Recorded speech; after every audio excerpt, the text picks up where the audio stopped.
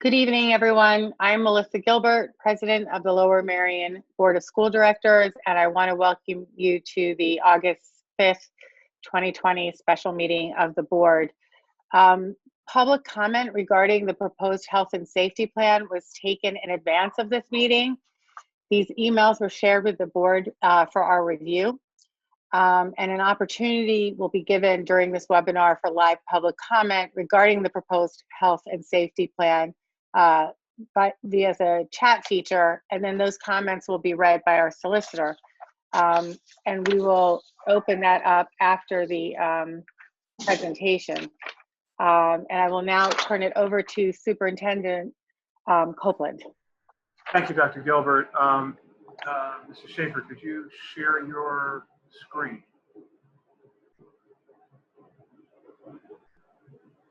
So again, welcome everyone, this is the second. We did an informational meeting Monday night, and tonight is the night that we're asking the board to act on the recommendation of the administration. Next slide.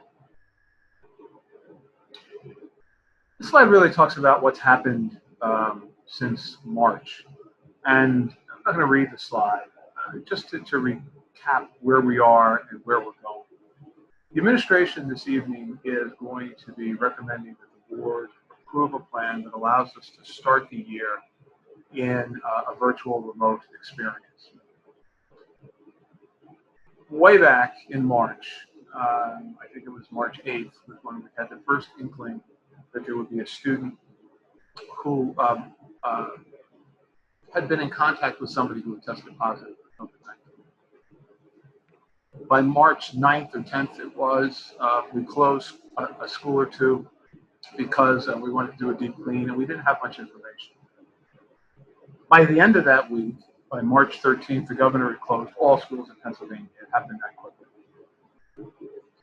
We then began a process of planning for remote instruction, basically turning the district completely around and trying to support students, get devices out to families, make sure there was lunch offerings for students, free and reduced lunch for anyone, and trying to deal with a worldwide pandemic, the likes of which none of us, unless you can remember 1915, would have had any experience with.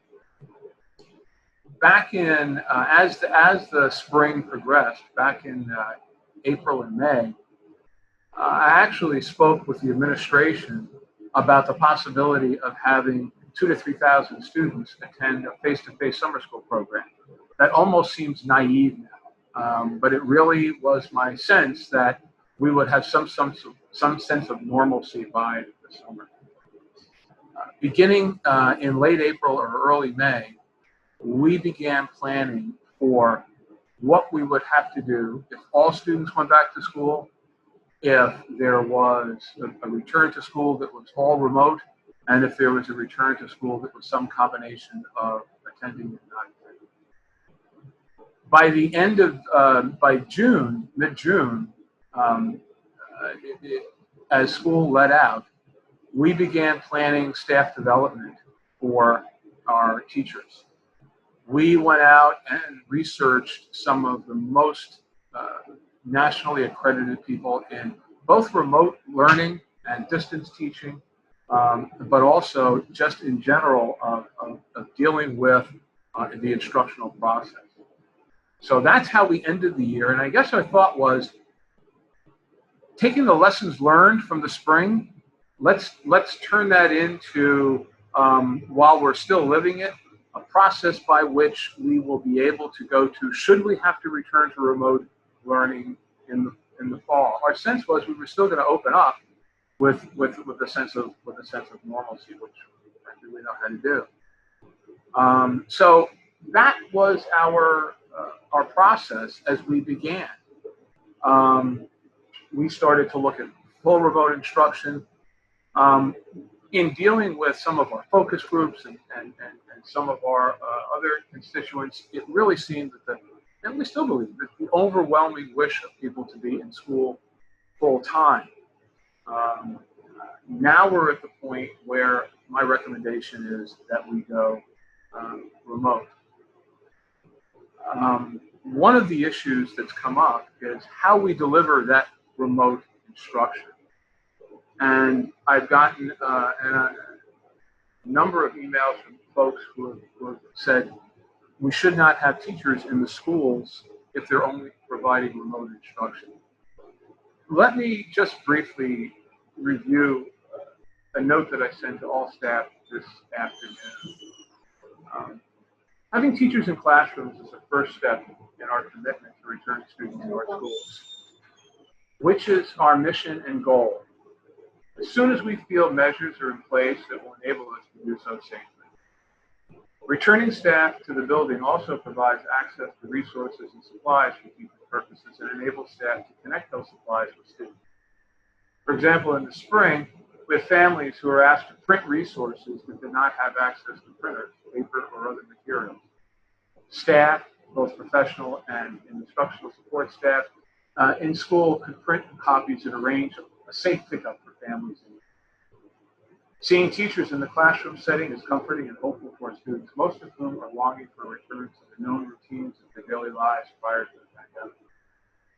Having staff in their rooms will allow those staff members to set up their spaces in a way that will be safe, but also work for their particular teaching style once students return, allowing students to see what their room will look like with their teacher in it.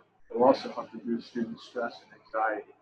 Returning to buildings during the weeks leading up to October 5th also gives us a chance to ensure our safety and health plans are workable through the lens of our instructional staff being in their schools, thinking through all aspects of daily routine as modified by those plans.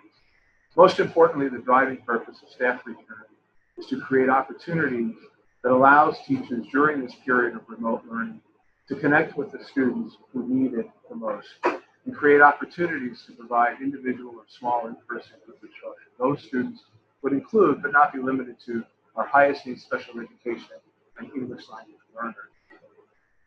The structure of staff return is a work in progress.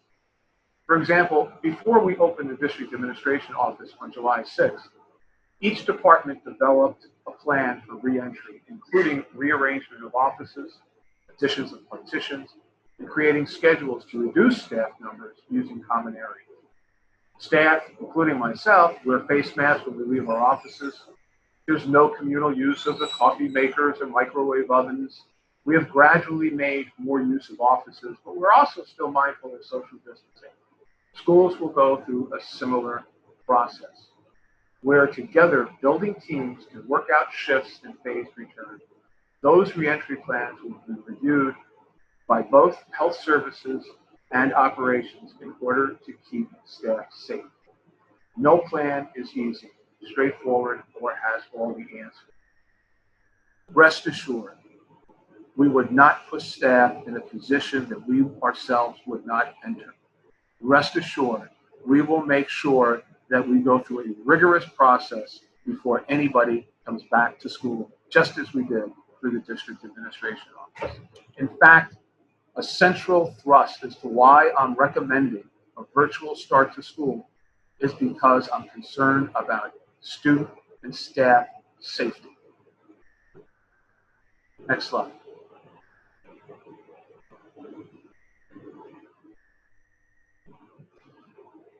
As we discussed at our Monday meeting, we are asking the board this evening to pass our health and safety planning overview. We went over this in detail on Monday, and the plan is available for review. This includes cleaning, sanitizing, disinfecting, making sure that there's adequate ventilation, social distancing, and other safety protocols, monitoring student and staff health, and other considerations for staff and students. Next slide.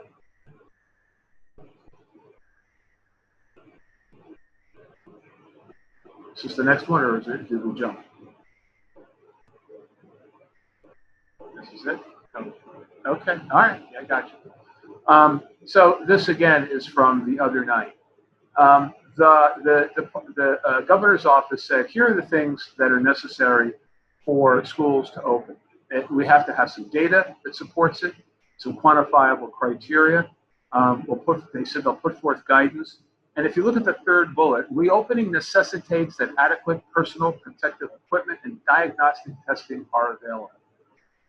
We, as superintendents, met earlier this week, Tuesday, in fact, just yesterday, with representatives from Montgomery County Department of Health in Montgomery County, who said that they were dissatisfied with the time of testing, and therefore were dropping the current testing company and moving to a new company that would assure us the tests could be done within 3 days. Again, I'm not an epidemiologist. I'm not a healthcare professional. But when I think of how many student contacts can occur in 3 days and how we would do the tracing, I have grave concerns over that. They say that they want a monitoring and surveillance program, but that's not up and running yet. Listening to some doctors, for example, the Montgomery County says we're doing pretty well. We're below the 5% positive testing ratio of that's been recommended. So we're at 3.9%. So figure 4%. I asked Principal Balakinwood, how many students in your school next year? She said 1,100. So if 4% of those test positive, what do we got? 44 students. And if students aren't tested, let's cut that in half, 22. What are we going to do when those 22 students aren't tested for 3 days? And how do we figure out how to handle that when a positive test comes back and we have to start shutting down? It just seems to me to be a lot of unknowns. Next slide. So we're left to balance.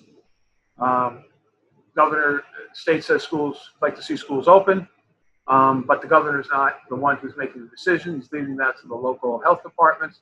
The local health departments vary from county to county as to what they see is going on. I mentioned earlier that Montgomery County has a rate of positive infections of 3.9, but that's Montgomery County.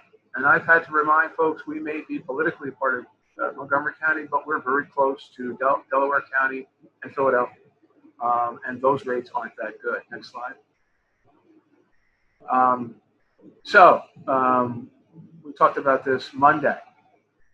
Way back when we thought if we simply shook hands by touching elbows, infected people were supposedly without symptoms, didn't spread the virus. Now we say that infected people without symptoms can spread it. Healthcare workers and symptomatic individuals should wear face masks only. Now we're saying everybody should. Symptoms are fever, cough, shortness of breath. Now we're saying there's a variety of symptoms. In short, with a novel virus, new information is coming out all the time. And what was true once is not true now and may not be true going forward. And that causes grave concern, and another reason why I'm making the recommendation I am. Next slide. So, critical in-school reopening concerns, dealing with conflicting guidance for schools and public health agencies. We are concerned about the cases that are surging in Pennsylvania and elsewhere because the virus does not know state boundaries. Testing concerns. I think we all would want to see far, far more rapid testing and then tracing after that. We're looking at the reopening experiences of other districts, primarily in the South and the Midwest. But if districts close to us remain into a hybrid model, we'll have an opportunity to see just how that experience went. But ultimately, we have a responsibility to protect the health and safety of students and employees. Next slide.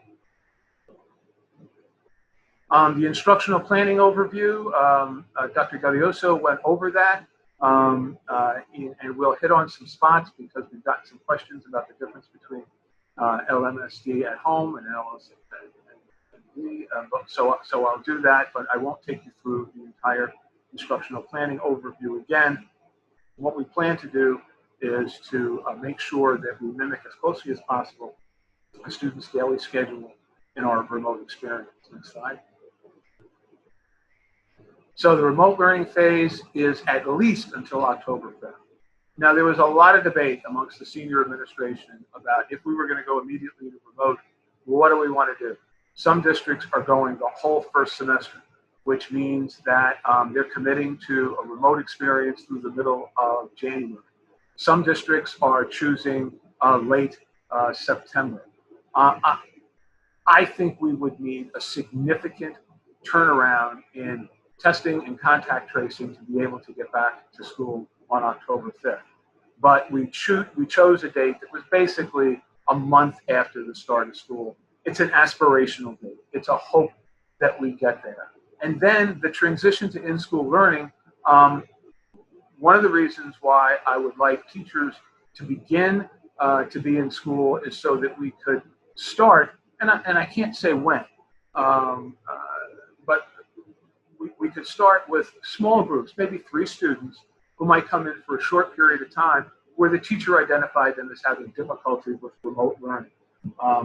Now, this is separate from special education, where the department would make a different kind of decision based on the IEP needs of the students so that we could provide the appropriate, free and appropriate public education based on their IEP. And then we reassess the possibility of increased school learning through some sort of transition. Maybe it's a hybrid plan, maybe it's not.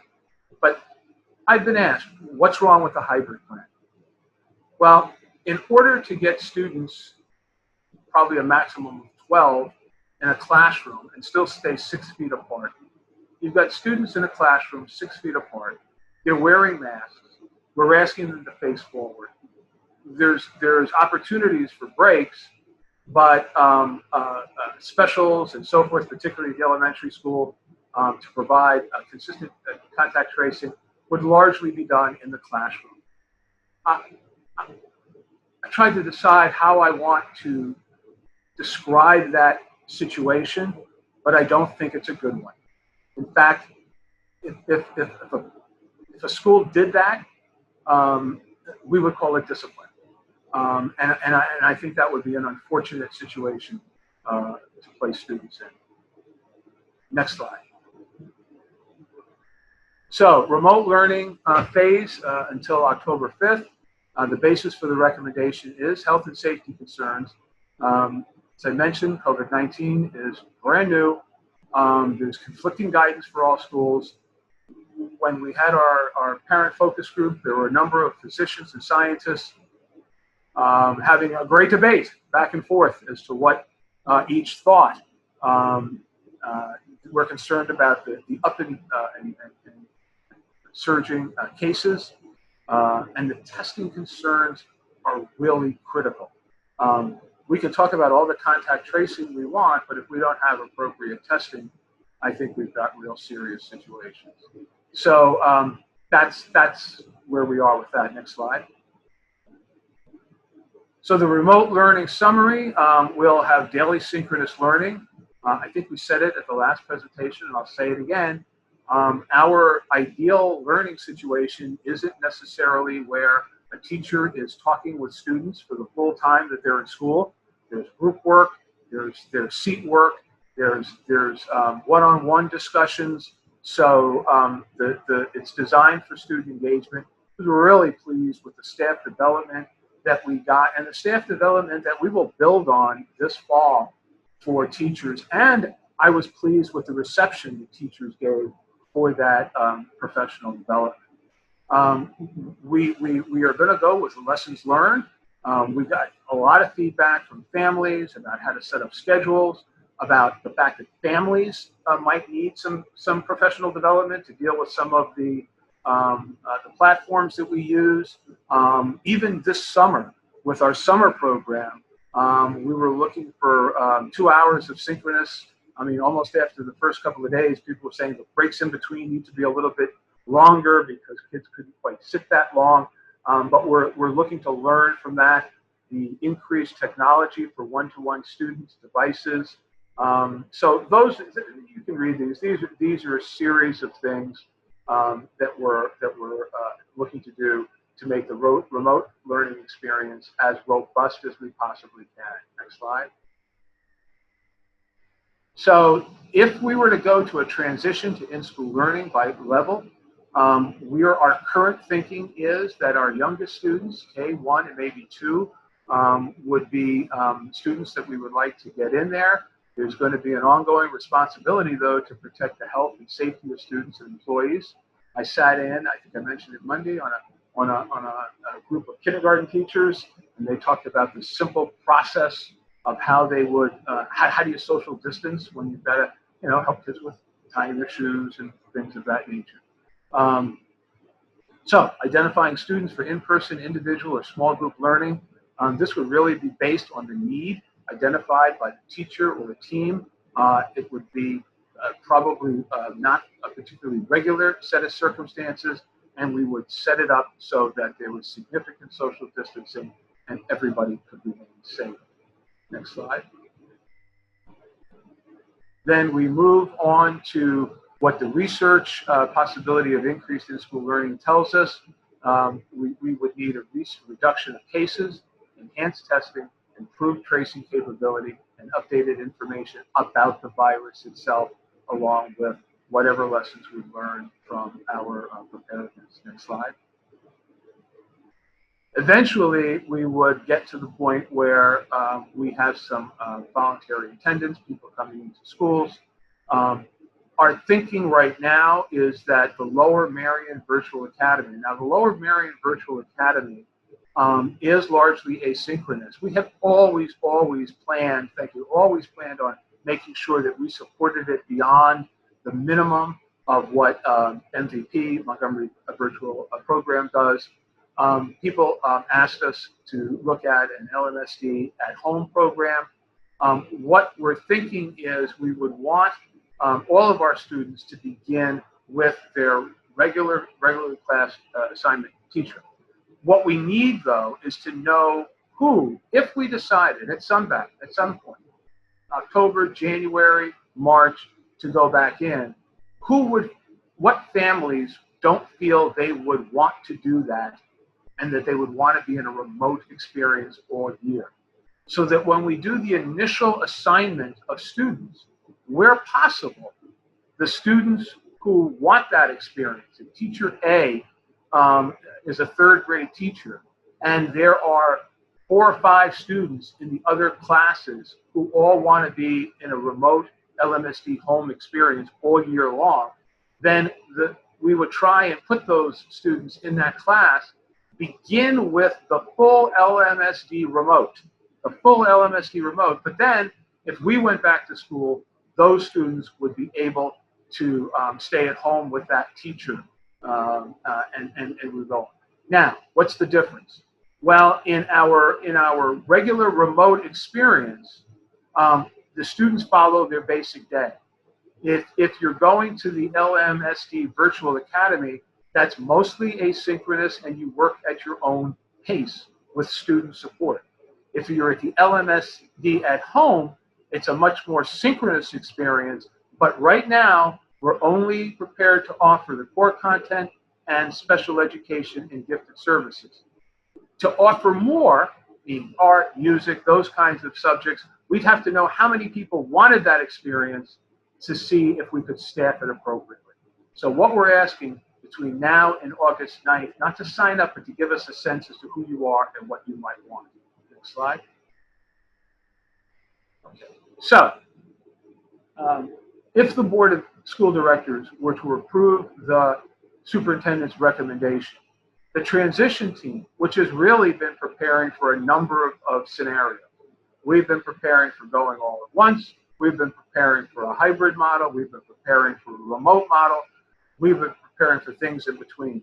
That transition team, which has its regularly scheduled full meeting at 9 o'clock tomorrow morning, would begin shifting their effort and focus to the approved reopening plan, prioritizing areas such as remote instruction, student orientation. I do think there are ways that we could at least have our teachers and our students meet, but we would want to plan that in conjunction with the school. We need to be able to work on accessing nutritional services for students, planning staff transition into the building in concert with, again, health and safety protocols, phasing in building level supports for students, orienting efforts of Health and Safety Committee to research to make sure people are following the rules, and continuing the exploration of child care support options for families. The Child Care Summit that the district organized last week is meeting again tomorrow, and we're looking for ways to support families where child care is a significant issue. And next slide. Thought there was one, but I guess that's it. So that concludes our presentation. Gilbert. Thank you very much for the presentation, Superintendent Copeland. At this time, I'm going to open it up to questions from board members. And if you can go into the panelist function and raise your hand, and I will call on you. And then if you could unmute yourself and then remute yourself when you're done. So I see a question from Lori Ackman. Hi, good evening, and thanks so much for the presentation. So I'm hoping to get some clarification. So I heard today from Montgomery County that the county infection rate is down to 3.2%, and they've hired a new testing service, as you said, Maki Medical, that has actually guarantees 36-hour turnaround. And in addition, working with stakeholders in our community, I've identified at least 12 other testing sites available to members of the community with a 2-day turnaround for testing. So I'm hoping you can clarify what type of, and also the county says that their contact tracing is up to 96% compliance. So I'm hoping to get a better understanding of the metrics you're looking for reopening. I found the health and safety plan presented by Terry and Jim Lill's amazing operation of our well-ventilated buildings very convincing that a hybrid option for those who want it could be safe and feasible. So I'd love to get some clarification on what type of metrics you can identify for this community to get us towards allowing a hybrid option for the many families who say that's the only and preferred way they can get some education for their kids. Thank you. Sure. So, and Terry can follow up with me. I'd like to know how the county came up with the percentage of 96% contact tracing. That's not something I've heard from them, and I would really want to examine how they came up with that percentage. Again, when I spoke with them on Tuesday, they said it was 3.9%. That's basically 4%.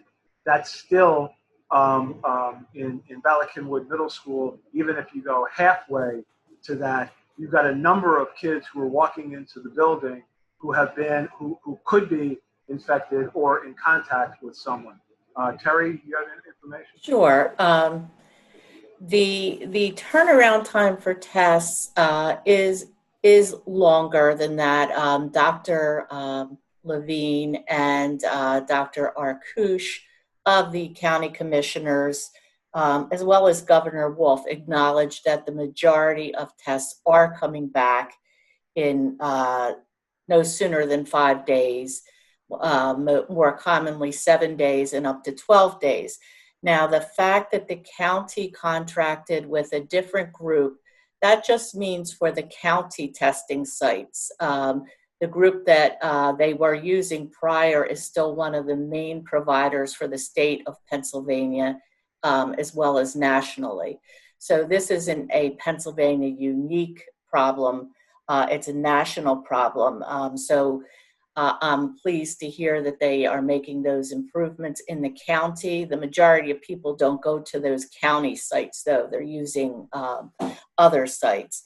As for the contact tracing, Pennsylvania, I believe, has 661 contact tracers.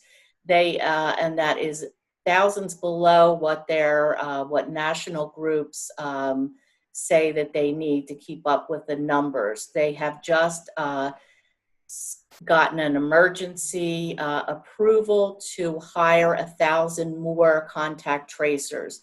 According to the Johns Hopkins site and another COVID testing site, the Pennsylvania's contact tracing rate was below 15%, the number of people that were successfully contacted in a 48-hour period.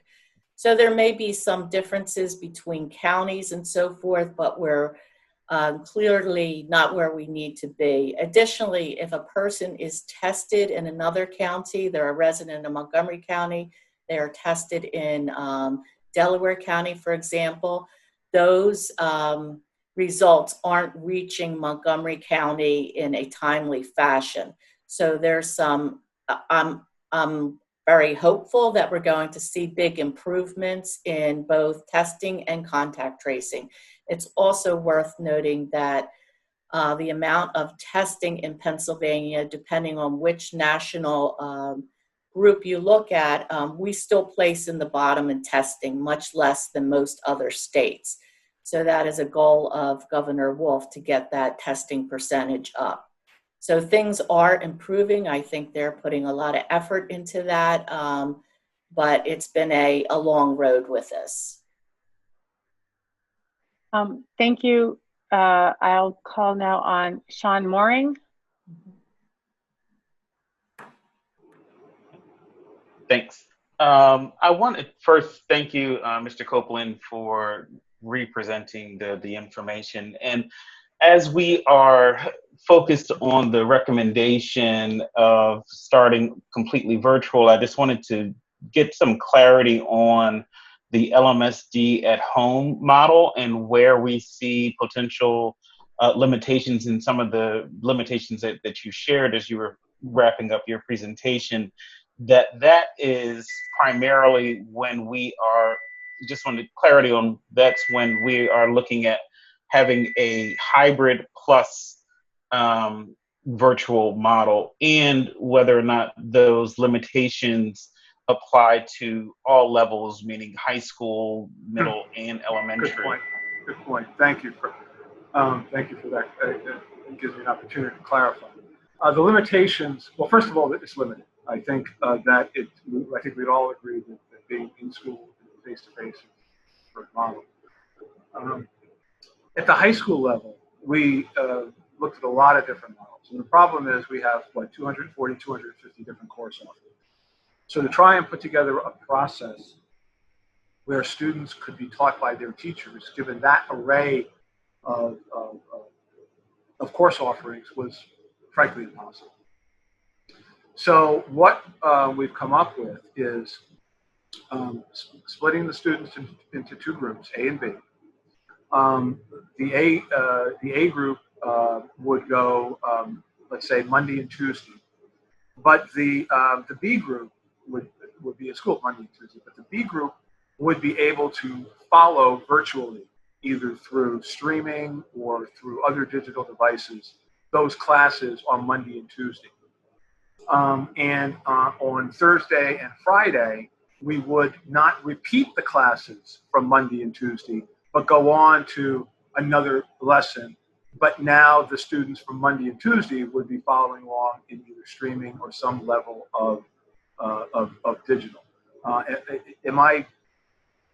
Because if we didn't, then there would be situations, given the way our high school schedule is built, where students would go at least a week without any instruction.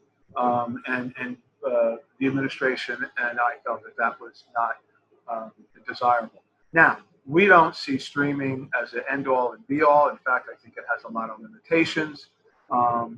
It cuts down on interaction. But at the high school level, it seemed to be the only strategy that we could put into place that worked. At the K-8 level, it depends on enrollment. If you get enough students who want the LMSD at home, where you could provide the core content areas, then you would be able to do that. And if enough students were not in school, and therefore you would be able to close down some classes in art and music or other kinds of things, then you could begin to provide some specials. the thinking right now is that K through 5 would be, a regular teacher. Now, if the numbers don't match, you might have students from various elementary schools in that one teacher's class. And so that would be a change. So theoretically, you begin your elementary days in Kinwood Elementary School, and the district decides to go back into face-to-face learning. You don't want to do that, and so you go into your LMSD at home. That might be taught by a teacher from a different school, and you might be in the class with different students. But they would be a Lower Merion teacher going through Lower Marion's curriculum. Am I clarifying? Yeah, and I guess the only other thing I wanted to point out or to get clarity on is that these limitations was not what we would be looking at in September. No, but this is further down the road if we have two different modes going. In September, we would go full on with the assigned teacher with these sample schedules that we put up there. The one perhaps difference would be at the middle school. At the middle school level, we would most likely, unless there were a lot of sixth graders who wanted that experience, at the sixth grade level, we believe it would be more efficacious for us to deliver that as an upper elementary school. So now you're talking about a sixth grade teacher providing the 4 courses. But if there were enough students who wanted to do it, then you could have a separate teacher in a regular team.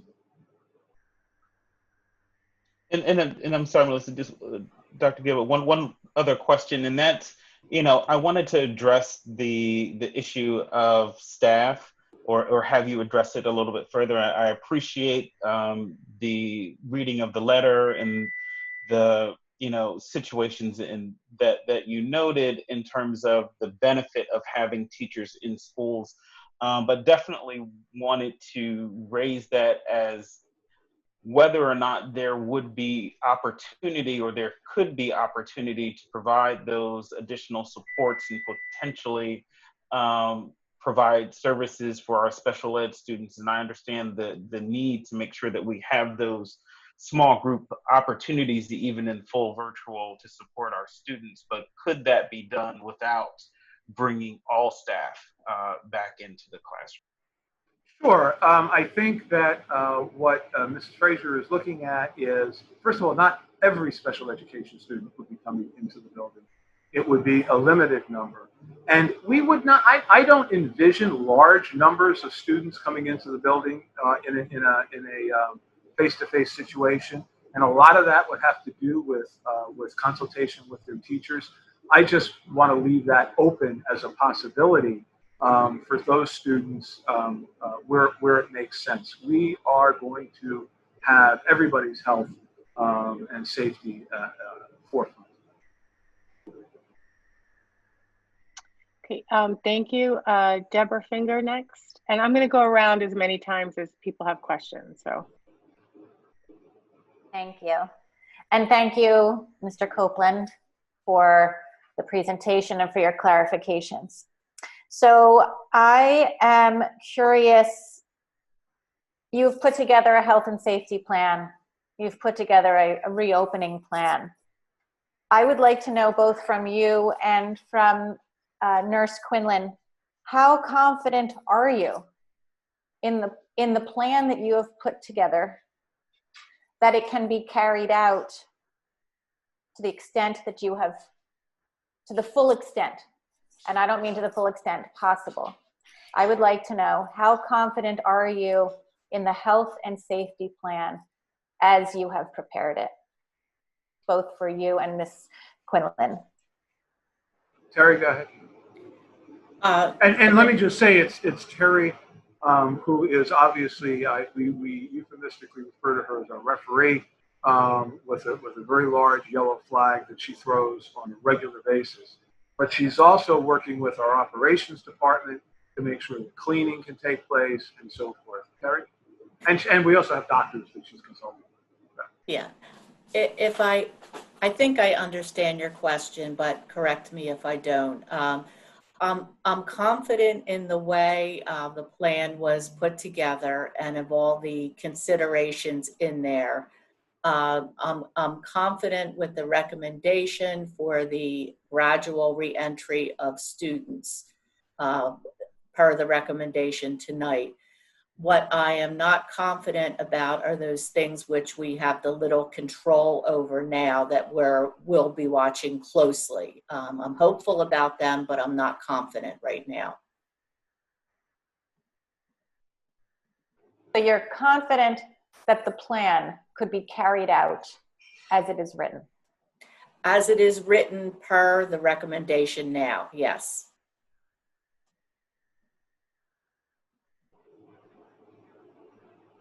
Okay, thank you. At this time, Peter Lee. Yes, Peter. Thank you.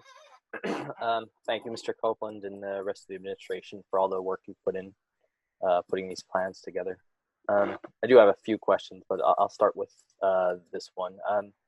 So based on the surveys, 81% of parents support some level of in-school classes while we're in green, and 57% support some level of in-school classes when we're in yellow. Given the uncertainty around COVID and the shifting recommendations that you mentioned earlier, this is really an exercise in risk tolerance.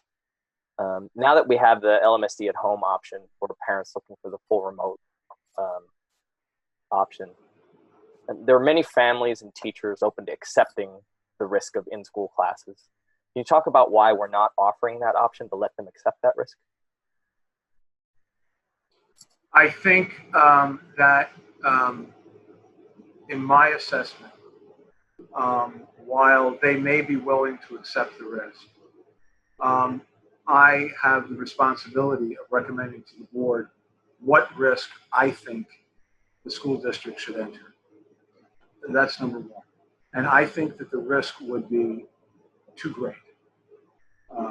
Secondly, I think that the structure of what we would have to do to even be minimally compliant with the recommendations so deviates from sound instructional practices that I, as an instructional professional, could not stand by and look at you as a board of school directors and say that we were putting forth an efficacious educational program.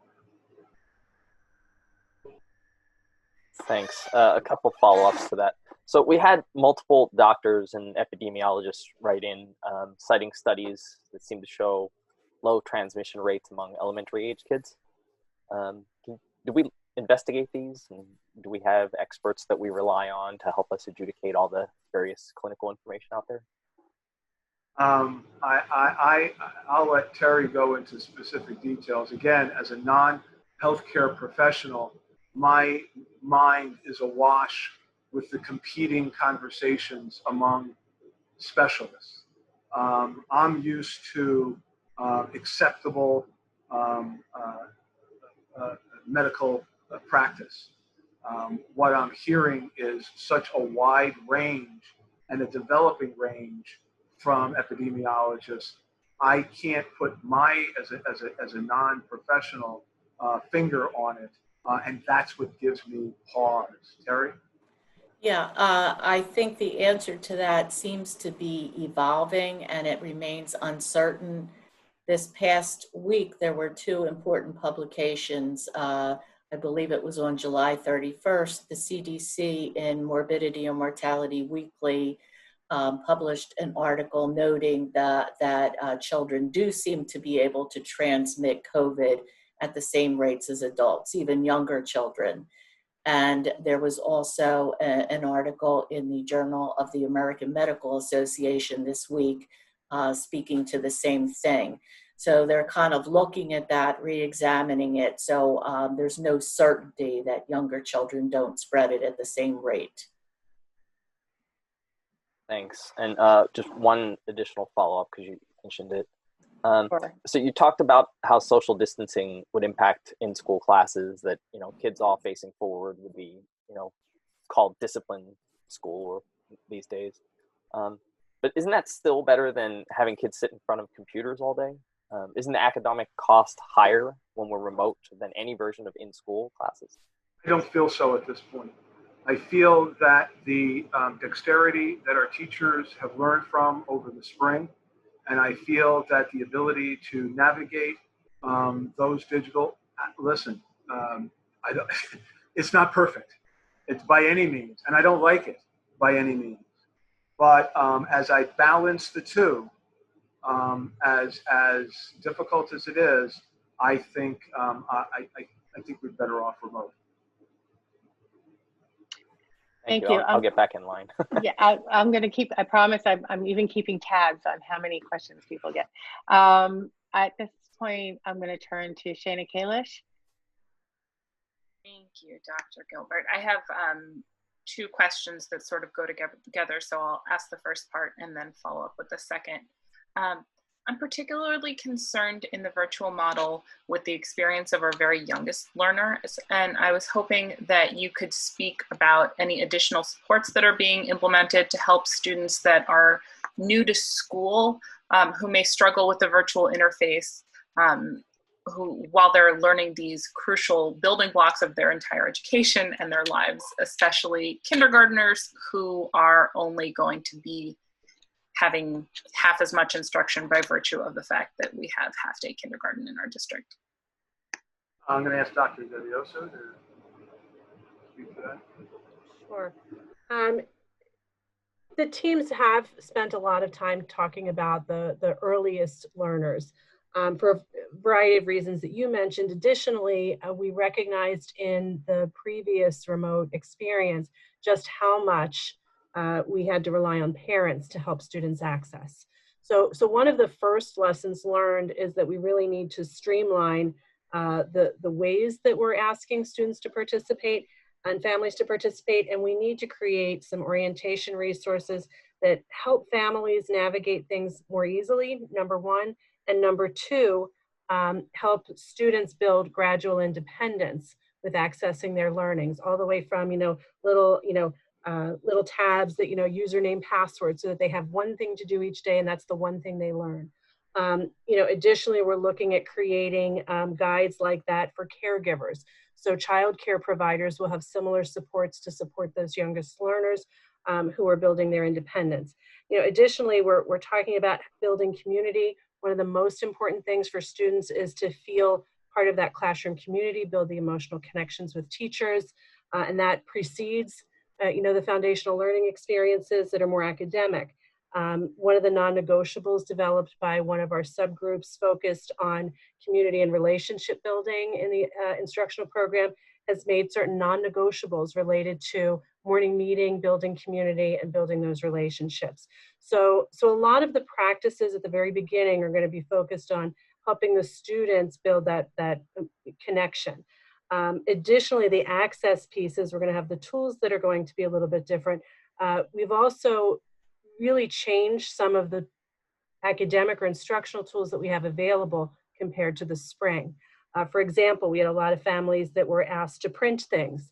And whether teachers were sending home some packets and families were asked to print, that was a burden on parents as a task. And it was also, there were some equity issues just in the cost of printing. Some families didn't have printers.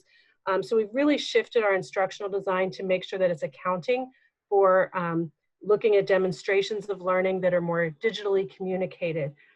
So some of those, include things like Words Their Way, which is a tactile, sort of a manipulative students use in the classroom where they're moving letters, and the home product might have been you're cutting out little letter tiles and so forth. We now have a digital tool that's going to make that much more easily accessed for learners. Other things like our phonemic awareness program, the teachers are, it's important that the students can see the teacher mouth movements. So they're preparing some of those resources in advance so that they're video recording the phonemic awareness lesson, so that whether we're in a hybrid model, for example, with masks, or whether we're in remote, those are easily accessible both by students and families. So they've really given a great deal of thought to how to keep a lot of the manipulative-based resources as part of that concrete learning sequence. so that the students can move from concrete to something that's an image to something that's more abstract as they get older. This also includes teams of teachers coming in over the summer to create little Ziploc baggies of manipulatives to send home with students.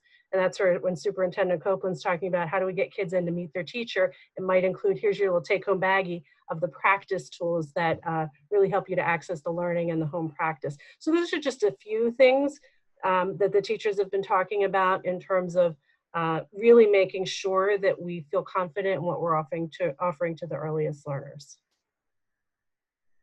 Great. And if I could just follow up quickly on a related topic with you, Mrs. Superintendent Copeland. So with regards to what you were saying about the possibility of phasing in-person instruction for certain high-need learners, special ed, IEP students, English learners, and the early learners, I'm very much in favor of doing that. As much in person as we feel like we can safely do is absolutely something I would like as a priority. I'm just wondering what factors the administration is using to decide if and for whom that will happen, and how and when will families be notified that their child could be included in that? Sure, perfectly good question. So the planning for that, assuming the board votes for this model, begins tomorrow at 9 o'clock. But that's at the macro level, the district level. And then there's the instructional team, and then there's the teacher team. And we're going to be working with our teachers and our principals, and they will come up with some of the criteria for that. So that effort will be ongoing. It's begun in discussion, but will be ongoing in earnest after the board vote. So it's possible that it could be on the first day of school? Not really, because I think at least from my point of view, a large part of the decision is going to be the teacher making some recommendation based on the experience the students are having, and that wouldn't be known the first day of school. Oh, so it wouldn't be a universal thing like the administration could decide that we feel like the entire. No. We're not there yet. I think what we would most look for as a universal thing is orientation, because I think it's important that, and I said this before, when we closed in March, to a certain degree, that was the easy part. We had been with the kids for 3/4 of the year. Teachers knew their kids knew their teachers. We are concerned, particularly at the early elementary level, that we develop some sort of orientation program that brings students and teachers to some recognition early on. That could happen. But the individual 2 or 3 kids at a class, I don't see that. I need to hear some more from our staff before I can commit to that. Thank you.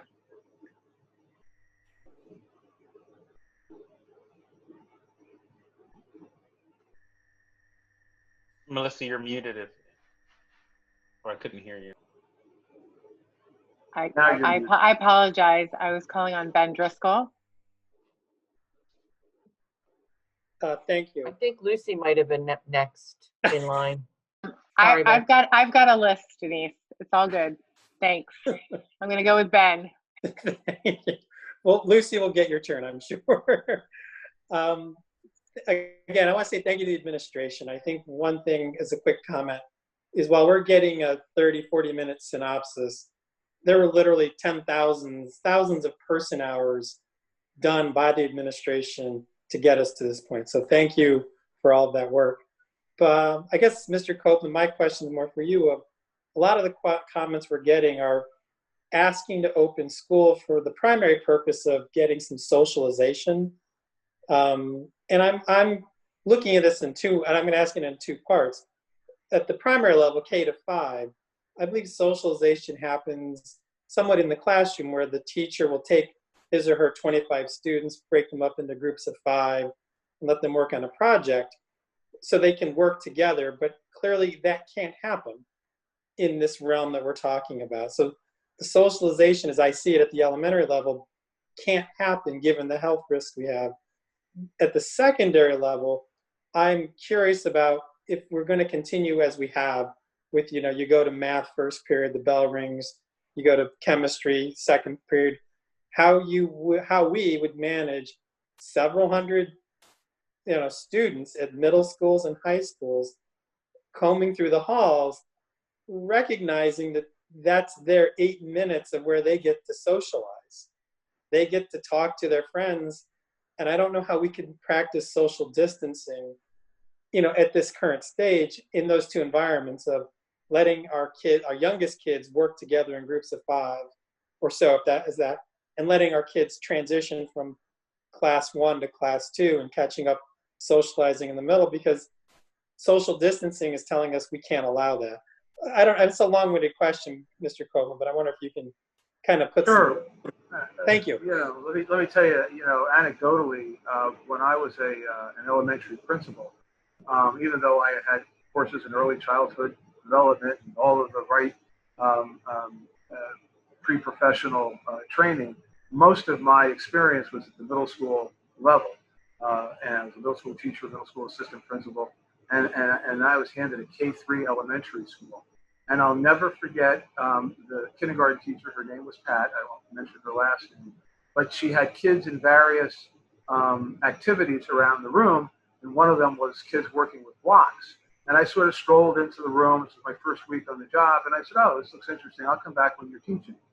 So by the time I got to my office, she said to me, "You know what? You seem like a nice young guy. You clearly have no idea what you're talking about. Here are 4 books on block play. And don't come to my room again until you've read them." And I didn't. I read the books, but I didn't go back until. And so a lot of the socialization is, 4 or 5 kids working together in blocks, arguing, discussing, working out their problems. And I don't know how we do that in a socially distant situation. I don't know. And I know our teachers would struggle to figure out a way. I just don't know that that's viable in terms of the high school. One of the things I've had to remind our government leaders at the county level is when they keep talking about contact tracing, I keep saying you seem to get the impression that schools are run like Little House on the Prairie. Our high school kids are up and moving all day long under the best of circumstances.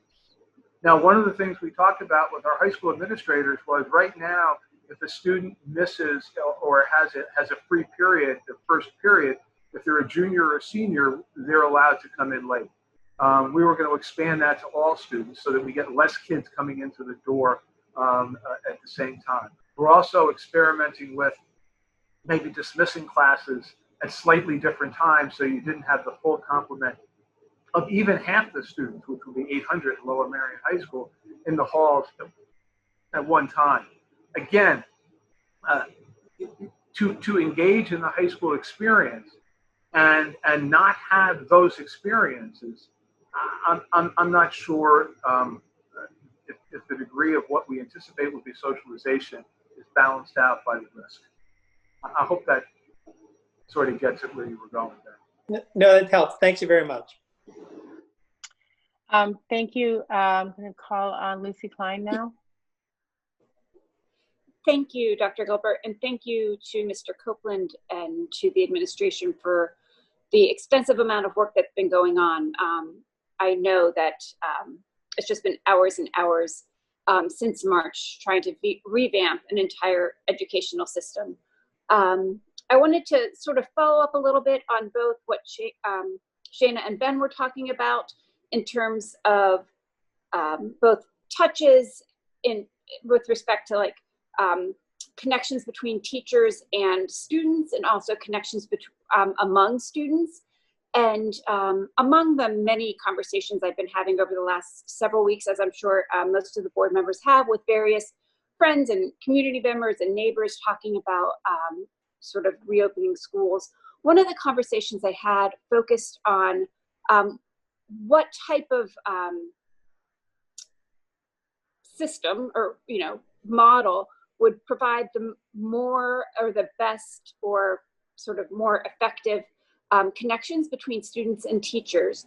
And it was interesting to me that one of the parents I was speaking with really felt that a remote program where teachers and students were seeing each other every day would actually provide a little bit more of a connection than a program, than a hybrid where you might be in school for 2 days, but may not connect with those teachers again for those other 3 days. So I was wondering, Mr. Copeland, if you could speak to that a little bit, and then also speak to the idea of having opportunities, whether it's class-based or activity-based, for students to get together in terms of some of the smaller groups and the orientation piece of it.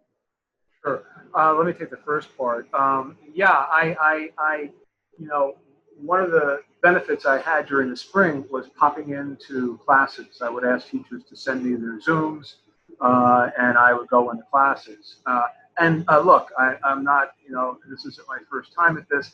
Clearly, if a teacher gives me their Zoom, they must have something good they want to show me. So I did see a lot of good stuff where teachers were breaking kids into groups, and then the teachers were going into the groups, and there was a lot of dialogue and there was a lot of back and forth. One of the subcommittees is looking at teacher expectations, but we're also looking in terms of governance. So one of the lessons learned is, you know, we're going to be saying to students, you got to show up at school the way you would show up to school. You got to have your camera on. We got to see you, and you got to, you know, kind of play school, and that gets you in the mindset of a different situation where the teacher can then put you in groups. I'll let Jen talk a little bit about the staff development in a second, because that was, I think, particularly at the secondary level, something that they were interested in. And I can't remember the second part. Was it, you would ask Lucy the second question? About which type of model would provide different levels of connections between teachers and students. Good. Then I can hand it over to Jen, and she can do both. Okay.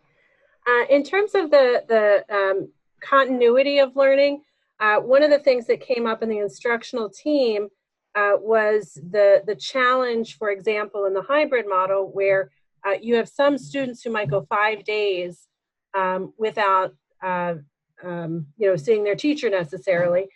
We're exploring lots of different ways to build that up. And I think, you know, we've got, you know, reading and math happening in elementary on Wednesday.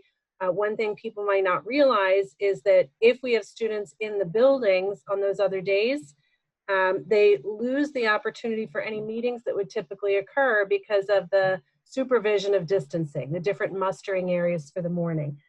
So those meetings had to take up a little bit of time on Wednesday, but they'd still run a compressed schedule. So we were at least able to accomplish that, but that Thursday, Friday in elementary, it just was felt to be a big gap, especially for little ones. That continuity of learning really felt stronger with the daily contact, even though we're still exploring ways to strengthen it and find synchronous opportunities. The second part of your question, I think, was the connections between students and the collaborations. I've been so impressed with the conversations that are happening across all levels. Even when the students are in, you know, we've been very intentional with our planning so that if we have to face a full return, if we have to face a hybrid approach, if we have to face remote learning, our teachers are having conversations so that our program is flexible and we can be responsive. So some of the ideas on how to have students who are sitting in these rows face-to-face have been creative, where students could perhaps be in groups. We're also talking about how students who are at home could log in for a synchronous collaboration with peers, even if the classroom teacher, for example, in middle school or in elementary school, is with a different cohort of students. So if I'm a 4th grade or 5th grade teacher and I'm with cohort A live in front of me, for example, I could potentially have students in cohort B be in class with a literature group with kids if they're engaging remotely. So they've been really creative with how to bridge these distances, but it's still much more challenging when the students are all together remotely. You have your whole class, you can put them into you know, potentially breakout groups, you can manage that ebb and flow of synchronous and the asynchronous and approximate an actual instructional design a little easier, because your students can move from the direct instruction into those tailored experiences that help teachers personalize learning. So some of that is where I think your question was the strength of the continuity was part of the remote recommendation. Thank you. And I just wanted to follow up quickly, Mr. Copeland, because you had mentioned about especially at the high school level, students needed to sort of check in for attendance every day and have their cameras on. And I just wanted to follow up and say, I know, especially having high schoolers, that there was a lot of concern about that particular issue, that students weren't putting on their cameras. And so I am grateful to hear that that sort of student responsibility side of it will become more standardized and required of the students, because I think that's really important. And I think that will help with engagement as well. It was a little bizarre to check into a class and see me, the teacher, and a series of avatars. Thank you. Lori Ackman is next. Yes. And today, sorry, I'm just looking at my calendar for a second, is August 5th. And given how the results of our survey from both families and teachers, hundreds of letters stating all different points of view, but many really talking about how remote learning was difficult for their children and their families, especially those with special needs who have parents who are required to go to work because they're working on the front lines or have jobs that don't allow them to work at home. Since, as you said, circumstances are changing so quickly, what if, by the end of the month, school doesn't start till September 8th, what would it take for improvements in testing and contact tracing to offer a hybrid model, either when school starts or October 5th? So many people expressed to us that remote learning did not work for their families. And so I think it's really important to establish some criteria of decision-making around when hybrid could happen. We have a window now with warm weather and possibility to have folks be in person, at least for now, to meet teachers, to get a sense of context of their classes before perhaps the flu season is upon us. So I just want to, if I could get a little more insight into criteria. Otherwise, this seems like a no start plan in terms of in-person education this year, and that makes me really nervous for our community. So as I think I've been honest to say that when we started remote learning in March, we started while we were trying to figure it out ourselves. And I think we've grown, and I think we can provide a much better instructional program now than we were able to do in the spring. In terms of what the metric would be, I can't give you any more than I've already given you. I'm looking for increased testing, and I think 3 days is still too long. I'm looking at a decrease in the positivity rate, and I'm looking for contact tracing.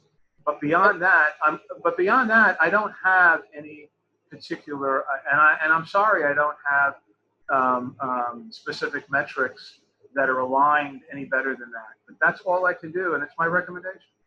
But if right now we're at a 3.2% positivity rate and testing improves in a month or 2 months and contact tracing improves, would hybrid be a possibility then? Because otherwise it just seems like you're saying there's no chance for in-person school this academic year. And I would just love to get some more specifics.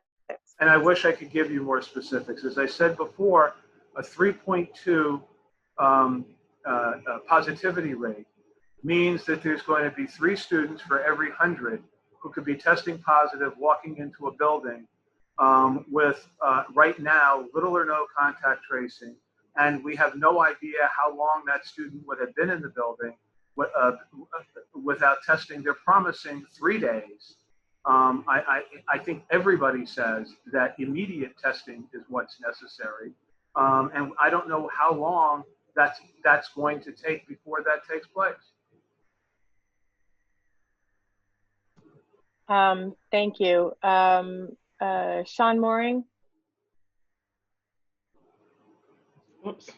Thanks. So I wanted to just follow up. I know that, when we initially shut down in March, we made lots of efforts to get devices out, and lunches were provided and things of that nature. But I also know that, we also recognize that there were issues around, folks with multiple siblings, and also highlighted some issues around access to Wi-Fi and things like that. So I just wanted to know if there were any efforts, or if we've made any adjustments to look at that as we are contemplating going into virtual in the fall.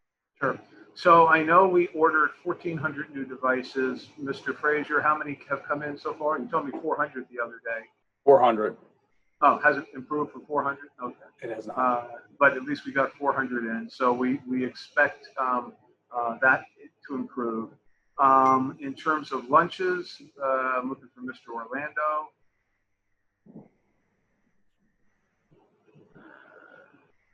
Ah, there he is. There we go. As far as lunches go, in the spring when we closed, the National School Lunch Program allowed for us to serve all the children free lunches. That is set to expire the end of this month. We're hopeful they will extend that waiver. Otherwise, we would start the school year as it would under normal, the National School Lunch Program, having lunches for the free, reduced, and paid students. They would have to come to the facility or the building to get those meals. Okay, and the internet. We have contacted, Mrs. Buckman has contacted Comcast for, I forget what the program is called, Amy. Tell us where we are with that. Sure, we had a meeting earlier this week with the team from Comcast in reference to becoming sponsors for the Internet Essentials program. And that is their broadband program for low-income families. And the way it would work, it would be that families would apply for Internet Essentials, and then essentially the district would get the bill for those qualified families of students. It would be the quality of broadband is one that would allow for several children in a single household to be online at the same time. And just one technology follow-up, because I know some teachers have raised questions around if all the teachers are in the building and providing, learning over virtual, what would happen if we, have we looked at enhancing or expanding our ability for broadcasting in our broadband within the buildings? So we are increasing our internet connection from 1 gig to 2 gig. We've already had our initial meetings with CenturyLink to do that. Coincidentally, that just happened to be in our budget last year. So we're already on the path to doubling our internet bandwidth.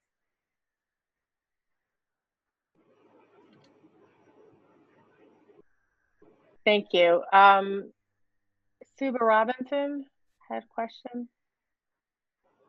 Thank you, Dr. Gilbert, and thank you, Mr. Copeland, and members of the administration that have helped us bring us this far in terms of information gathering and calling all of our input. In terms of Lower Merion Virtual Academy, you have to choose at the beginning of the school year to go for the semester, correct? Because it's largely asynchronous and you're working on at your own pace, it would be difficult to begin it and then stop it halfway because you may not be in alignment with the teacher. Now, is that impossible? No, we get kids who enter the school system from other school systems all the time and they face that same tricky situation. It sort of depends, but we would ask people to stick it out for the semester.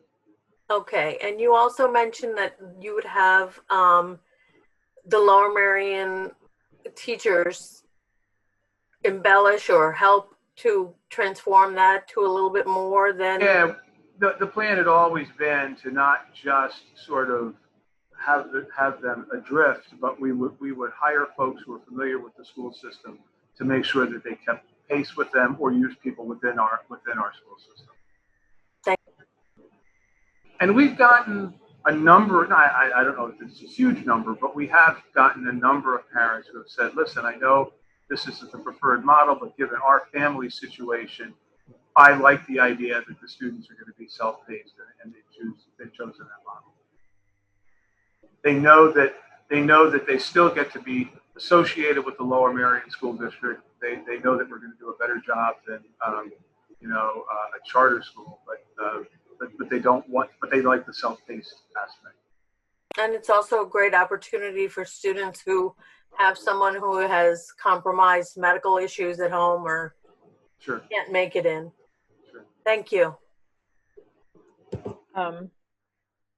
Thank you. Deborah Finger next. Hi. Okay. Many parents have written in about the well-being or the depression, the despondence of their children who have been home and who have not been able to be with their friends, be with the teachers. And what I would like to know is, how can we address the issue around student well-being in this time? Yeah, Dr. Nure spoke about that a little bit on Monday, and he can respond to that again. Dr. Nure? Yeah, that is an excellent question, and I think it speaks to the dilemma we're in, where we're trying to balance the physical health and safety with the social, emotional, and the mental health. I think it's important to recognize the two are intertwined, and many of the models prescribed by the National Association of School Psychologists, and there's a crisis model, the prepare model. It really outlines sequentially things that you must consider when addressing the social, emotional needs of individuals who are going through a crisis situation. They start with recognizing the importance of preventing situations. And I think, we're working through that, but we're at a very different phase. The next phase is talking about the importance of reaffirmation. And that's really establishing health, safety, and your core physical needs. And they really espouse the importance of, before we can get into addressing social, emotional, or even some of the mental health, we have to make sure that we're safe, we're healthy, our physical needs are being met, our food and our health and safety are secure. Once we can establish that, then we have to then move forward and talk about and assess to what extent, are the social emotional needs. We as a district have recognized that whenever it is we return to school, whether it's remote or in person, we have to address the fact that many individuals are going to come to school anxious, nervous, and in a very startled state because we left very abruptly. We're putting in a lot of work right now and acknowledging that we want to put into effect a multi-tier model where all students will get some level of support, where there's going to be many layers of check-ins where staff are going to be assigned student check-ins, where they're going to be whether it's weekly or so often, just making sure, because some students may not be vocalizing that they need help, but when individuals check in with them, they might be seeking those supports. We want to infuse social emotional lessons into the curriculum. So our our staff members in the social work, psychology, counseling departments will be providing some additional lessons, providing some resources for teachers. And then we recognize there's going to be a higher level of support. Those who come to school who may have been traumatized or impacted by COVID or other forms of trauma might need another level or tier of support. That might be individualized support with, student services member. It might be group counseling. And then there might be some individuals that need a much higher level of care, whether it's resources with a crisis center or connections with local community providers. We're looking at providing and making sure these supports are in place, whether it's an in-person or remote setting. We've been meeting weekly. We have a committee of building principals, administrators, and some student service staff members who are looking at and trying to devise this plan so that the first day of school, once it kicks in, we will have these things. And these are not optional considerations. These are going to be built into the curriculum so that all students have access to these supports, they're aware of them. And we recognize trauma is going to be a big part of the beginning of school year. So we have to provide a training on trauma-informed care so that teachers can recognize what are the signs to look into when a child needs some more support, and really looking from a lens of a strengths-based model and recognizing how we can empower students and ensure they feel a sense of safety and security. And this is happening, I mean, if we were going with the recommendation, these are practices that are going to be in place in this virtual situation. Well-being will be incorporated into Correct. the daily plan. Correct. The committee's been looking at ensuring set times, both in the remote and the in-person time. So at the elementary level, looking at what are some common times where there's a lot of team and community building. That might be morning meeting. And then also at the secondary levels, we have secondary principals that are part of the subcommittee as well. And so they're securing time to devote specifically to the connection building, relationship building, and the community building as it relates to social emotional learning. So that's something that's being worked into right now as we speak in both the remote and the in-person return to school plans. May I follow up a little bit on a readiness question? Is that okay? Sure. Thank you. So you've talked about how teachers will be implementing these things. How are we getting teachers ready to be prepared to teach online and to be ready to implement maybe this well-being curriculum and even any sort of virtual curriculum? You can't just take what you've been doing in person and put it online, because that's just not how to design for online learning. You have to transform basically what you're doing. There's still certain things that will happen. And I know there's been, the instructional design team and the curriculum team has been, that subcommittee has been working on it. But with respect to all of this and the well-being, how are we making sure, because a number of parents have written in about this, how are we making sure that our teachers, beyond the June in-service that had however many teachers we have in the district in these Zoom calls, aside from that, how are we making sure and that our teachers feel ready? So that way they're not coming into this situation with a feeling of anxiety and in a deficit model. Jen, why don't you give an overview of where we are now on the opening, the staff development, and then Bill can talk about this. Sure. So there are a couple layers to answering your question.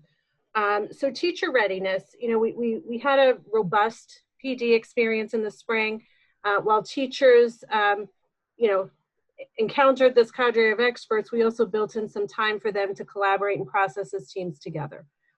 Over the summer, they have something called a 5-hour collaboration so that they can come together. They can discuss, they can plan, they can do some of the setup work for whether it's a Google Classroom or Blackboard to apply some of what they've learned. Now, in addition to that, these essentializing curriculum teams that are coming together, they're helping to take some of our curriculum resources. I mean, there's a really robust, rigorous, articulated curriculum for subject areas. Taking that and translating it into, what would this look like digitally, for example, is a piece of the conversation. Another is, what are the essential skills that a PLC should design around? So the work of that committee is to help really do some of that decision making early, so that when a PLC comes down to the design phase, where they have the guidance to already know the essential skills, already have some guidance in place that allows them to be innovative and creative in response to their students' needs as they're teaching.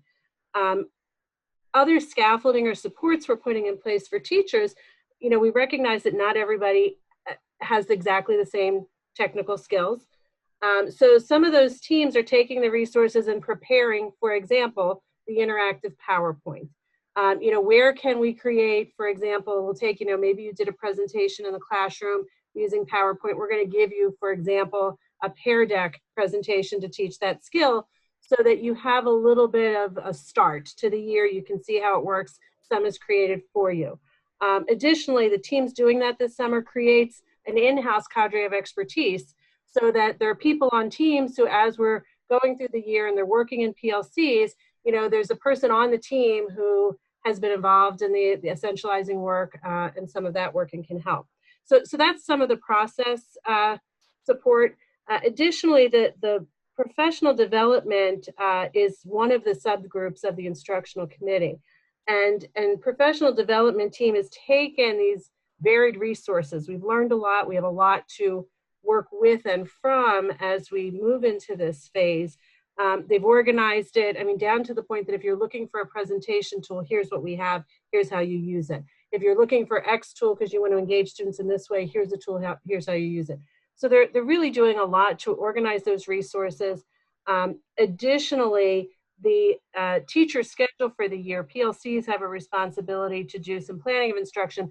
Part of a PLC stands for professional learning community. That professional learning is embedded as part of the group practice. One of the subgroups is a teacher expectation group, which is working to align expectations so that as teachers are working, they're all moving in the same direction with similar expectations, so similar templates. So when we're communicating with families, we're filling in the same week at a glance type template to make it easy for families. A lot of that's going to be streamlined and easier for teachers. The nice thing about that is it makes collaboration a lot easier, so that teams can be strengthened because everybody is working towards the same thing. So somebody who's struggling a little bit has the aid of others who are working on the same thing and can assist a little bit. So those are just some of the supports. One of the things we're doing in the next couple of weeks is pulling the principals together to go through those teacher expectations. We have embedded into the PD plan for August, time to go through all of this with teachers, time for them to meet as PLCs. That includes the trauma-informed care training that, Dr. Nure was talking about. And additionally, to answer your question about how can we be sure, part of what we're looking at is embedding more of the teaching. We collected lots of Zoom links last year. So this is going to be embedded in the schedule, making it easier for principals to just get in and visit. Additionally, part of the common template gives principals a way to view in advance and see the upcoming week and guide and coach and stay on top of helping teachers just maintain continuous improvement, because that really is getting us back to normal, because we always want to operate with reflective practice and continuous improvement. And that structure is going to help principals support and coach teachers too. And all teachers from K to 12 are part of PLCs. PLCs, each has grade level teams, grade level PLCs. Sometimes there's a grade level team, sometimes it's a content team, sometimes they have both, like in middle school. So each group is people are part of a group. Elementary, sometimes what you run into is the way specials are scheduled. If you have that extra special, you end up with fewer times when a whole team can meet all together. But principals typically plan so that they have a planning partner at least. So things like that offer support for teachers. Thank you. Thank you. Peter Lee is next. Thank you. I have two follow-ups from earlier questions and then my own line of questioning. And Mr. Copeland, earlier you mentioned about the need for improved contract tracing in order to open. Based on the challenges that you mentioned, especially at the high school level, will our contract tracing ever be good enough to open? It seems like the chances seem pretty high that if we open remote, we may end up remote all year. I think contact tracing is highly reliant on testing. So I think that if the testing were robust enough, then the contact tracing might have some validity. I can't predict. I can only look at what our specialists are doing. There's a health and safety group that's going to be advising me that they're able to look at it. But I think it's a real problem. Contact tracing is really after the testing. And the real issue is if you can get a test back real fast, then your contact tracing is going to be more robust. That's what the literature has said to me. Okay. And one follow-up about the positivity rate. The number that everyone is talking about is the positivity rate of tests. Because we're not doing universal testing and because the tests are being administered to folks who are at risk of being infected, not randomly selected, the actual infection rate is likely considerably lower than the just under 4% that's being cited. Just because those are selected populations, not randomly selected. Just wanted to note that. So, when you talk about 44 kids in a school of 1,100, it's actually likely to be considerably lower than that. It's likely what? To be considerably lower than that, because the positivity rate is not infection rate. It's the positivity rate of tests administered, and those aren't randomly selected. Those are high risk identified folks who need tests. I'm going by the information that I've seen by epidemiologists. Okay. Can we dive a little bit into the groups of children that might be brought in for small group instruction? I think it's great that we're already planning for bringing kids in based on their IEP accommodations. I think it's great that teachers will be identifying kids to bring in for small groups. Are we going to do anything more systemic and programmatic than that? I think, are there specific populations of kids that we'll be identifying? I guess I'm specifically worried about, the risk of the achievement gap widening during this period. And then also those small kids whose parents are both essential workers. I think those are at-risk populations as well. So, as I said in the beginning, this is a concept. What I need to do is get our teachers and our building administrators and our central office together to say, we're going to have this capability. Give me some, I have a concept of what I think it ought to be. I want to hear from you as to what you think it ought to be. My interest is also the achievement gap. My initial interest, to be perfectly honest, was when a teacher saw a student was either disengaged or having a difficult time with the remote learning, whoever that student might be, whatever the set of circumstances might be. I'd like to hear more from teachers and professionals about what they think it may be.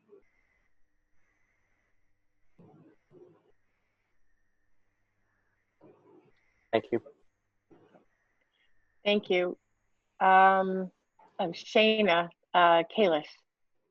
Thank you. So my question is in regards to childcare. And while I know that the purpose of school is not to take care of people's children for 6 hours, that is sort of the way that our society has evolved in a capitalist system where people have jobs and then plan based on the fact that they can send their kid to a school building for 6 hours a day. I know our survey results put in a little more than a quarter of respondents saying that childcare will be an issue for them. My question is, if the point of having students learning virtually at home is to keep them healthier, to lower our rate of infection, and then working parents have to then turn around and put them in daycare, which is theoretically akin to being in a school building, and sidebar that it might be very difficult for, say, 8-9-year-olds where that may just not be a daycare opportunity that even exists. I'm wondering how that is a safer situation than bringing them in and having them in school. If they're going to be in a building around other people, around other children, that's not their household, aren't we better putting them into a school building? It's a fair point. It's not one that I can respond to because there's a plethora of different kinds of daycare. When we met, and I met with a short time, and I know Amy and Amy Buckman and Megan Schaefer met with them and are meeting with them tomorrow. Many of them were indicating that actually they thought that some of the younger kids kind of complied better, and the older kids, meaning 9, 10-year-olds, were real problems.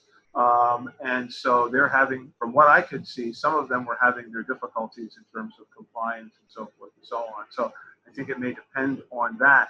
I am extraordinarily empathetic to the issue of working parents, having been one myself at a time when I had young children, and the vagaries of what happens when you get up in the morning and you're ready to take your kid to daycare and they throw up or whatever.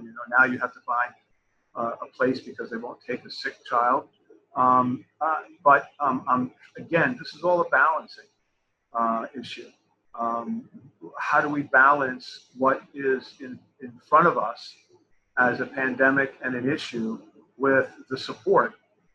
I got to give the two administrators credit. I don't know of any other district that has really set about the idea of saying, what do we do about daycare and how can we work with providers to make a better situation for their families? That's it may not be a perfect response. That's been our response.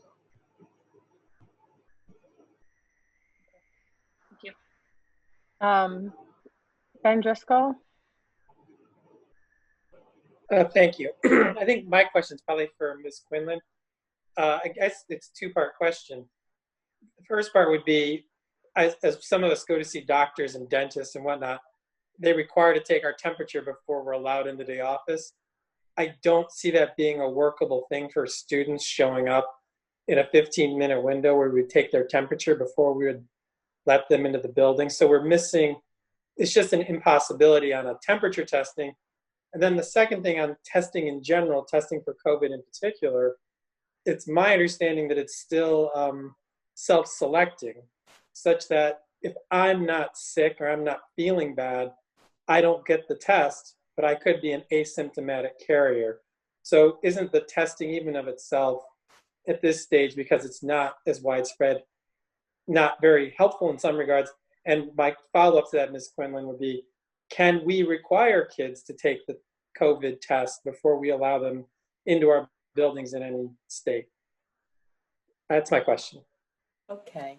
The first part regarding the testing of, or the screening of children when they come to school. We considered that a lot in our committee, and then the Pennsylvania Department of Health and the Department of Education and the Montgomery County Department of Health. They recommended that we do not do that and screening be done at home because, as you've read, you've heard that the majority of kids that are infected with COVID aren't going to have a fever, a significant fever. So that said, I just want to clarify that we still are taking temperatures of specific groups of students while at school. And those would be students who are more medically fragile, or students who, because of their disability, can't communicate how they're feeling, or perhaps students whose primary language is in English. So we'll be working with teachers and with special education staff to identify all these students that we will screen and give a more thorough screening. Additionally, with this more gradual opening, it gives the nursing staff an opportunity to go into the rooms to really make contact with teachers and staff, to have those conversations with families about health, and to get some baseline information. So there'll be more contact with the students that are in the building. And we plan to begin with that right away. With regard to testing, yes, you're right that a lot of students won't be symptomatic, so they don't get tested. What we often see, though, is that their household family members do get symptomatic, the older people. So they get tested, and then the child gets tested, and that's how we come to know about it. To your question of could we require testing of students? Well, public schools traditionally don't do that. We would only do that upon order of the health department. Now, certain independent schools or colleges are going that route. The problem is, unless you have a really quick turnaround time, you could get a negative result on a Monday, and that child could be positive, by the time that test is back. So I think even a testing program in universities, they say that they basically, for children that are living there or young adults that are living there, they would have to test every couple of days to get an accurate picture. So if in an ideal world, if we could get testing, which you would get that very quick testing, the 45-minute testing, and you could test every child, that would be terrific. Then we could, and you could test every staff member. We could stop it in its tracks. But that's just not where we're at with the testing yet. There are 5 states. I don't know if Pennsylvania will go in with this. It just are purchasing these rapid tests. So this might be another way that Pennsylvania goes, so that we have some ability to test people very quickly, and that would be ideal. Did that answer you? It did. Thank you very much. Okay, thank you. Thank you. Next is Lucy Klein. Thank you. I want to circle back to a conversation earlier about the LMSD at Home program or opportunity. I think when we were talking about it earlier, it was sort of in reference to the hybrid and how it would flow if we were in a hybrid program and then flow into LMSD at Home. So if we start virtually at the high school level, the students would be in all of their classes, so the core classes and their special, sort of the elective classes, whether it's band or food and nutrition or things like that. And if we were then to move into hybrid, so we were moving into in-person school, because that's something that I think many of us want. So at that point, if a family decided to stay at the LMSD at Home program in the high school, they would then just do all of the sort of, you've got your A cohort that's going Monday, Tuesday, and your B cohort that's going Thursday, Friday. The LMSD at Home students would just stay in their regular classes and be in sort of just doing the virtual part of it all of those days. Is that an accurate assessment? Correct. Okay, I just wanted to clarify that, because I know there were a lot of concerns about the possibility of specials not being part of the LMSD at Home. And so I wanted to clarify that at the high school level, that is a piece of that. And especially as we really hopefully move into a sort of hybrid and then back to school program, if the students were staying virtual, that they would still have those opportunities. Yes, that's the plan. Okay, thank you. Thank you. Next will be Lori Ackman. Yes, so I am really concerned about, as you know, a virtual start to school and missing key touch points and relationship building between teachers, between peers, and in classes. So what is the plan, and how would we allow that to happen? I'd like a lot more specifics about an onboarding plan, especially for kids entering new schools. I've advocated for an early start to school for kids who were starting middle school and high school, especially for the first time. And I'm also wondering if teachers and parents are willing in a specific class, would they be allowed to socially distance, meet outside, as part of an onboarding process to allow them some community building at the beginning of the year? So as I indicated earlier, again, that's a concept. The concept is we would like to have some sort of orientation program, particularly at the elementary level or even at the transition levels at middle school and high school. Should the board vote for the virtual model, as I indicated, that planning and specificity begins tomorrow. But could that plan include any outside in-person socially distanced meeting to take advantage of the warm weather and the safe practices of being outside? Well, certainly, absolutely. I think being outside would be the preferred model. Absolutely.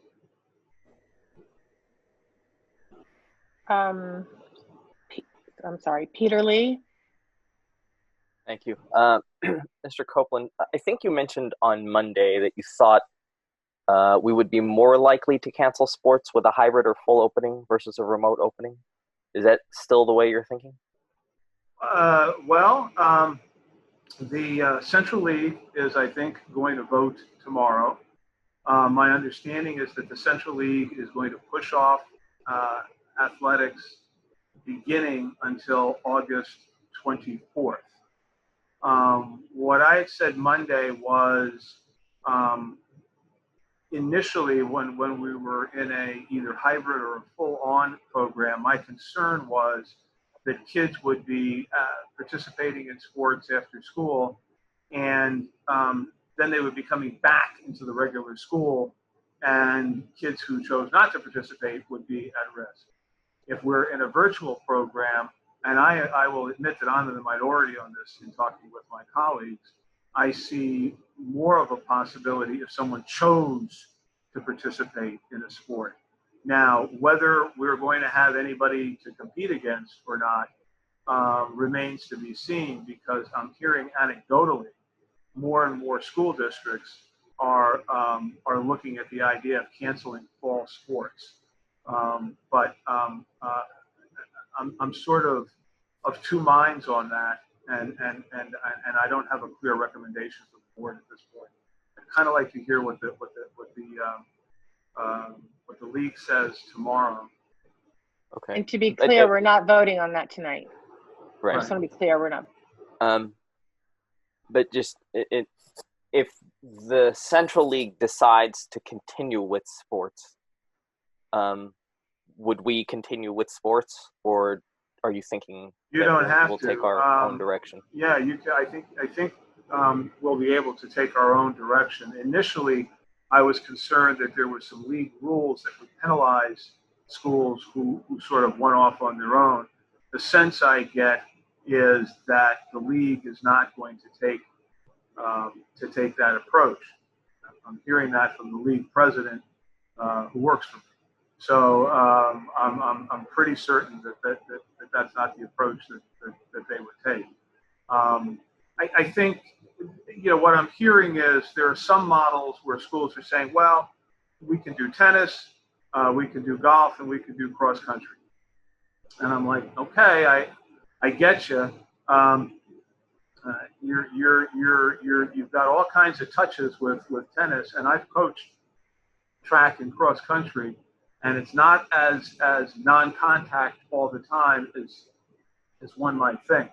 But clearly, people are concerned with football, soccer, field hockey, where there's more inclination to be in contact with one another, and I think we're seeing that at various levels. Okay, and just one clarification: when you say that the sense is that they're going to vote to delay sports until the 24th of August, that would be for the start of preseasons? No, we actually play. I'm not sure if the Central League plays. I think we actually have football starting, certainly, at that time. Mrs. Buckman, do we not begin football at the end of? You've been to more Yeah, they're LM football usually games the than I have. preseason games. The preseason games are usually outside of the Central League, but the games do start before the start of the school year. Yeah. All right. So currently, our current position is that our school's preseasons would just continue as Wait, currently I'm scheduled. sorry. Can I just interrupt? We're actually not, we don't have a recommendation, I believe, on athletics yet as part of the board. And so, you know, I mean, I appreciate the interest, but I'm hoping to keep the focus on what we're voting on this evening. And I don't think we have, I think we're hearing Superintendent Copeland thinking about what his recommendation is, but I don't believe we have one at this time. No. Is that accurate? Okay. Correct. All right, thank you. Okay. Peter, do you have any other questions you want to ask? Or I'll come back, no, but is there another one? Okay. Go ahead. Thanks.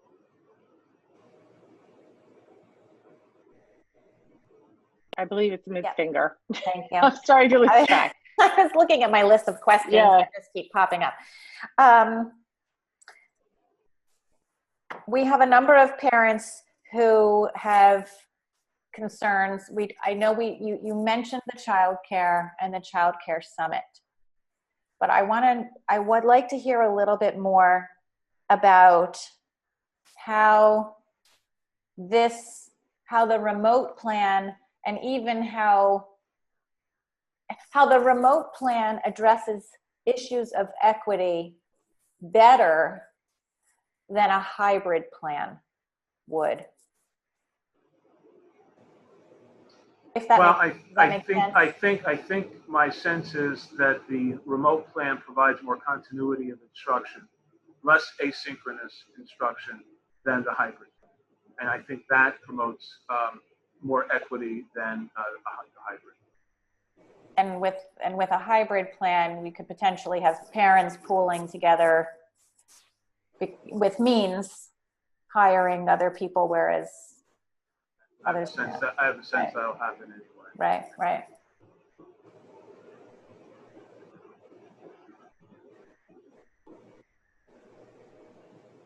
Apologize. It looks like Shayna Kalish is next.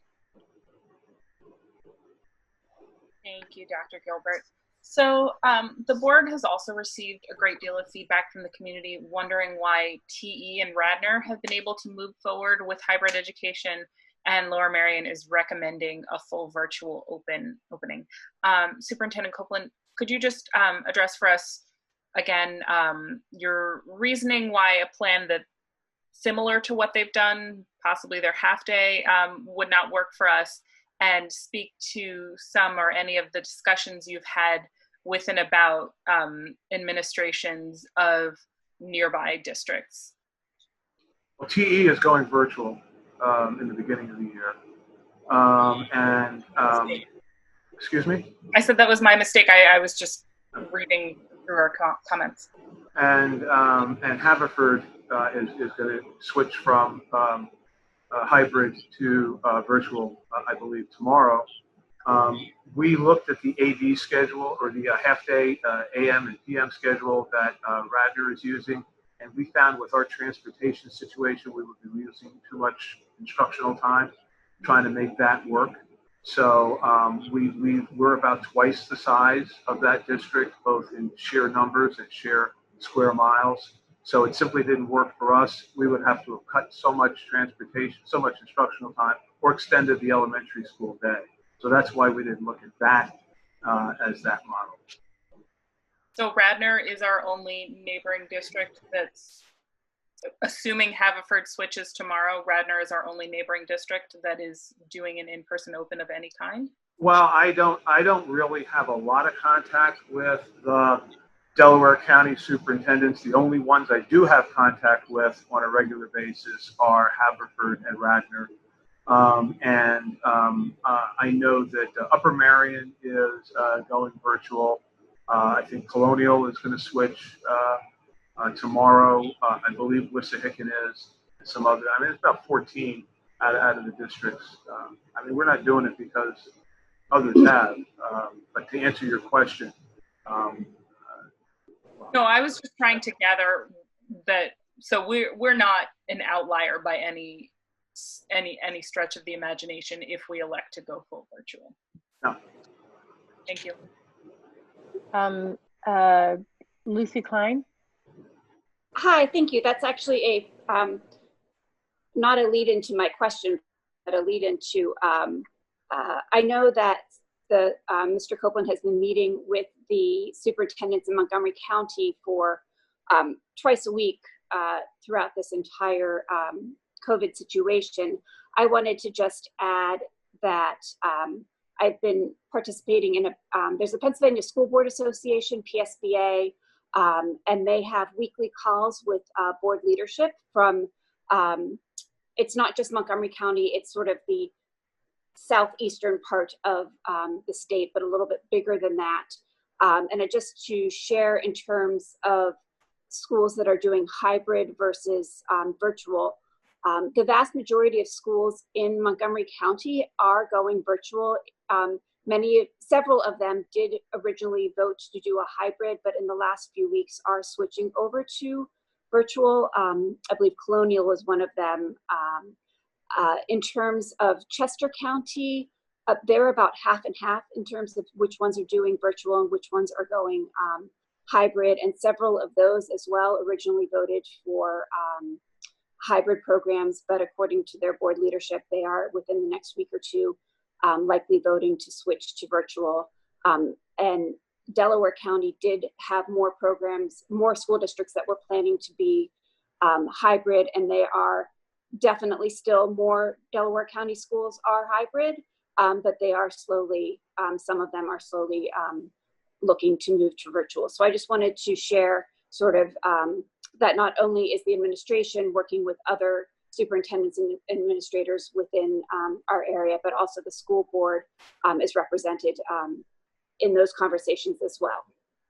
I wanted to follow up or sort of talk a little bit more about the return to school and the opportunity to do so. I share the concern of several other, I think, well, for sure several other, but I would think probably all of us in terms of wanting to be back in the school buildings and wanting in-person, being able to provide an in-person educational opportunity. So I wanted to ask about the Montgomery County of Health. They have recommendations or guidelines around the school exclusion requirements. And I wanted to ask Ms. Quinlan about her comfort level with where they, what they are recommending in terms of if you have a positive test, if you have with symptoms or without symptoms, how long you need to stay out of school. There's a part of that around close contact to someone that's positive, and then also to if you were traveling out of state to areas with high COVID rates. And those guidelines are something that you are comfortable with, knowing that they may, that is a county document and that's something that they could change. But it gave me comfort, not quite the right word, to know that there is very specific guidelines of what we should be doing as a school district should a student or a teacher test positive. And I just wanted to know the comfort level, because that can be one metric that we can be looking at or considering so that we can make that move back to school. Right. Thank you, Lucy. We never make those decisions about exclusion or isolation independent of the Office of Public Health. That direction and that guidance always comes from either the Pennsylvania Department of Health or in those counties that do have a Office of Public Health, like Montgomery County does, comes directly from them. I saw all the information that they issued maybe about 3 weeks ago. I expect we'll see some revisions to that as CDC kind of changed some of their guidance around that. And that is the job of the state and local health departments, to follow the guidance of the CDC and interpret that for specific communities. So I am very comfortable with that guidance and direction from the health department, whether it's for the exclusion of individual students or staff, or the recommendation of testing, or also their recommendation to close a school or a particular group of schools. Again, that's never an independent decision. That's done with their direction or guidance and in collaboration with health services and the superintendent. So during a typical school year, when we have pertussis and things, other reportable communicable diseases, I have daily contact with the health department. And I anticipate at least daily contact with the health department this year. So that relationship is extremely important. That's a critical relationship, and we do look to them for that specific guidance, and we do implement it. So I am comfortable with their guidance around exclusion and isolation periods and testing. And as a school district, it would be our responsibility that if we knew a student or a staff member tested positive, that we would share with the county. Do they have the same responsibility back towards us? Yes, they do. Okay. Once they identify someone that is a staff member or a student in our district, they call me.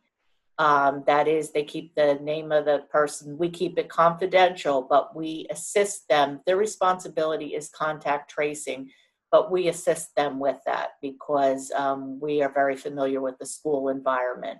So that's a collaborative effort as well. But if we get notification from a parent or a student of a positive case, we would call them right away, and they would work to confirm or say that that's not accurate, and then help us with what we need to do in response to that case. So that's a piece of the contact tracing that we can control or can help move forward as sort of a positive. So I think Ms. Ackman had mentioned earlier, or someone, about the county saying that they now have a 90-some% compliance with contact tracing. Do you know if that is of the people that are part of the is every single person who tests positive part of that contact tracing, or do they only do contact tracing for some individuals that are tested? They should be doing contact tracing for everyone that tests positive that is a resident of Montgomery County. So I'm not sure where that figure came from. There's disputed figures depending on who you ask. But I think the fact that the state of Pennsylvania is just hiring another 1,000 contact tracers goes to show that we need to step up those efforts. So I think it's going in the right direction, but you're absolutely correct that we do assist them in that role. And does that responsibility stay with Montgomery County? So there was an example of a coach that I think was in Montgomery County, but was coaching outside of Montgomery County. So if that, then, so there's the Montgomery County piece of it, but then do they continue with that contact tracing sort of like spidering outside of Montgomery County, or would that then transfer to a different county? That's what should happen, and that's what I was referring to earlier. If one of our residents gets tested in another county, then that county is responsible for notifying the Montgomery County Health Department, and vice versa. There's a little bit of fragmentation there that they need to coordinate efforts a little better. I'm more confident in the cases where they're tested in Montgomery County, and then I think that contact tracing is happening to a larger degree than when the testing is done in a different county. Okay, thank you. Mm-hmm. Thank you. Mr. Mooring? Next, I would like to follow up on something that was addressed earlier as it relates to training and preparedness of our teachers. And particularly given the fact that we are, the recommendation is for a full hybrid model. And I know we talked about the training that was done early in the summer and the PLCs, but Dr. Cadius, I bring it up because in just the emails that I've read over the last 2 days, from teachers that are feeling still woefully unprepared, or just not confident, right? And because there is a preponderance of folks that are looking to the LMSD at home as the preferred tool, I just want to hear a little bit more from you in terms of how we are going to be assessing and assisting our teachers in being prepared to deliver, come September. Mm-hmm. So a couple things. One is dedicating a lot of that August time to certainly all of the protocols and things that have to be in place related to safety. If teachers are back, the majority of the time, if we're focused on the remote learning, can be on the remote learning. And if we're bringing teachers in to work as PLCs to go through some of the resources, that's one piece of it. There are a lot of the remote learning tools that we, in a very targeted and purposeful way, made sure were recorded in the spring. So we had these trainers came in, and each of them has left behind resources, and the resources that we agreed on with them include, if you learned something in the spring, and for all of us, if you do something one time and you don't have to do it again for a while, it's easy to forget, right? So for example, setting up your Google Classroom, trying to do something in Blackboard, what we're working on is making sure these tools are available and broken down by the skill. So for example, Kuiker Learning and Associates came in and did some trainings for our teachers in Google Classroom, left us very specific targeted tools that the teacher can go back in, and they don't have to rewatch the entire training. The video is by the skill, by the thing that they're trying to do. So that's one piece of it. Another is that we have some in-house trainers who have just been phenomenal, and they did some work in the summer school. Laura Vogel, Jen Goldberg, and Beth Hampton have just been terrific resources for the staff. Some of what they've done in summer school is they're creating the shell for teachers. And what I mean by that is, if there's a Google Classroom shell where we want common and aligned information, some of that may be created for them already so that it can be copied into their classroom. So things like that, teachers who are focusing on the instructional design, the preferences, focus on your instructional design where we can help you with the setup. There are people who are going to help prepare that for you. The professional development team is setting up a list of competencies. And, when you think about, any profession, you need to advance your skills just as a professional responsibility. And our teachers did that exponentially this past spring. I mean, they were amazing. But to narrow that down and help them focus, this team has broken it down into a set of competencies that will help them launch the year successfully.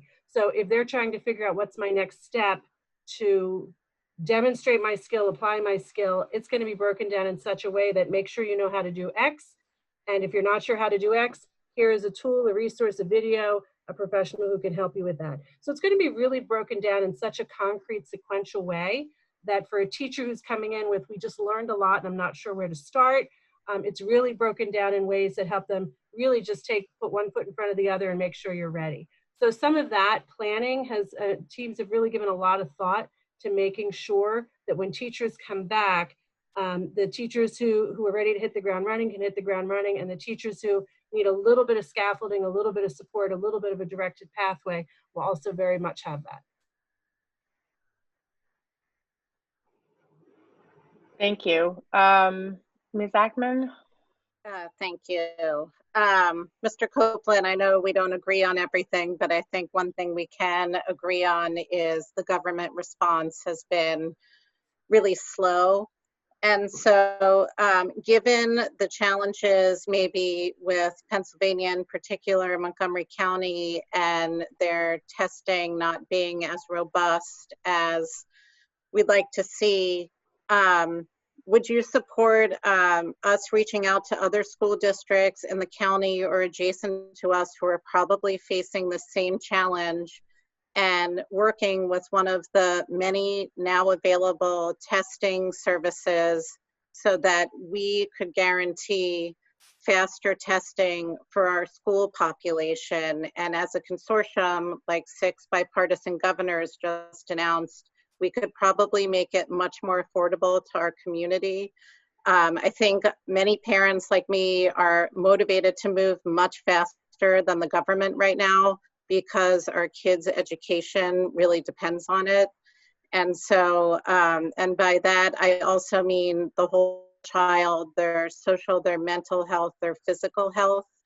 And my other idea is if we feel like the contact tracing is not robust enough at the county level, there's a lot of resources to, for free through Johns Hopkins and other places, train people to be contact tracers.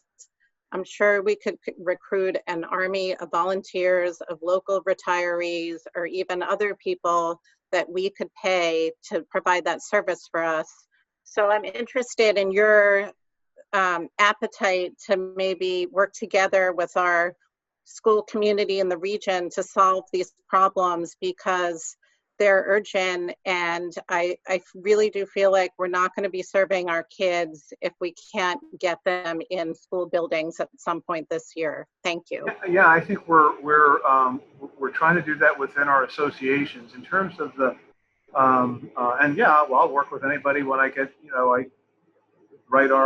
I've written some of our representatives and told them how disappointed I am in the fact that they're sitting on the sidelines when it comes to childcare issues. I've asked that that they do something about the licensure of childcare facilities so that we can get, you know, more of that over. So I'm open for that. In terms of the contact tracing, I leave that to Terry. There was a system for recruiting volunteers. I personally know a lot of retired nurses and physicians that volunteered for that. They were set to begin training in September, and they didn't start it during the summer because they felt too many people would be on vacation, is what the state said.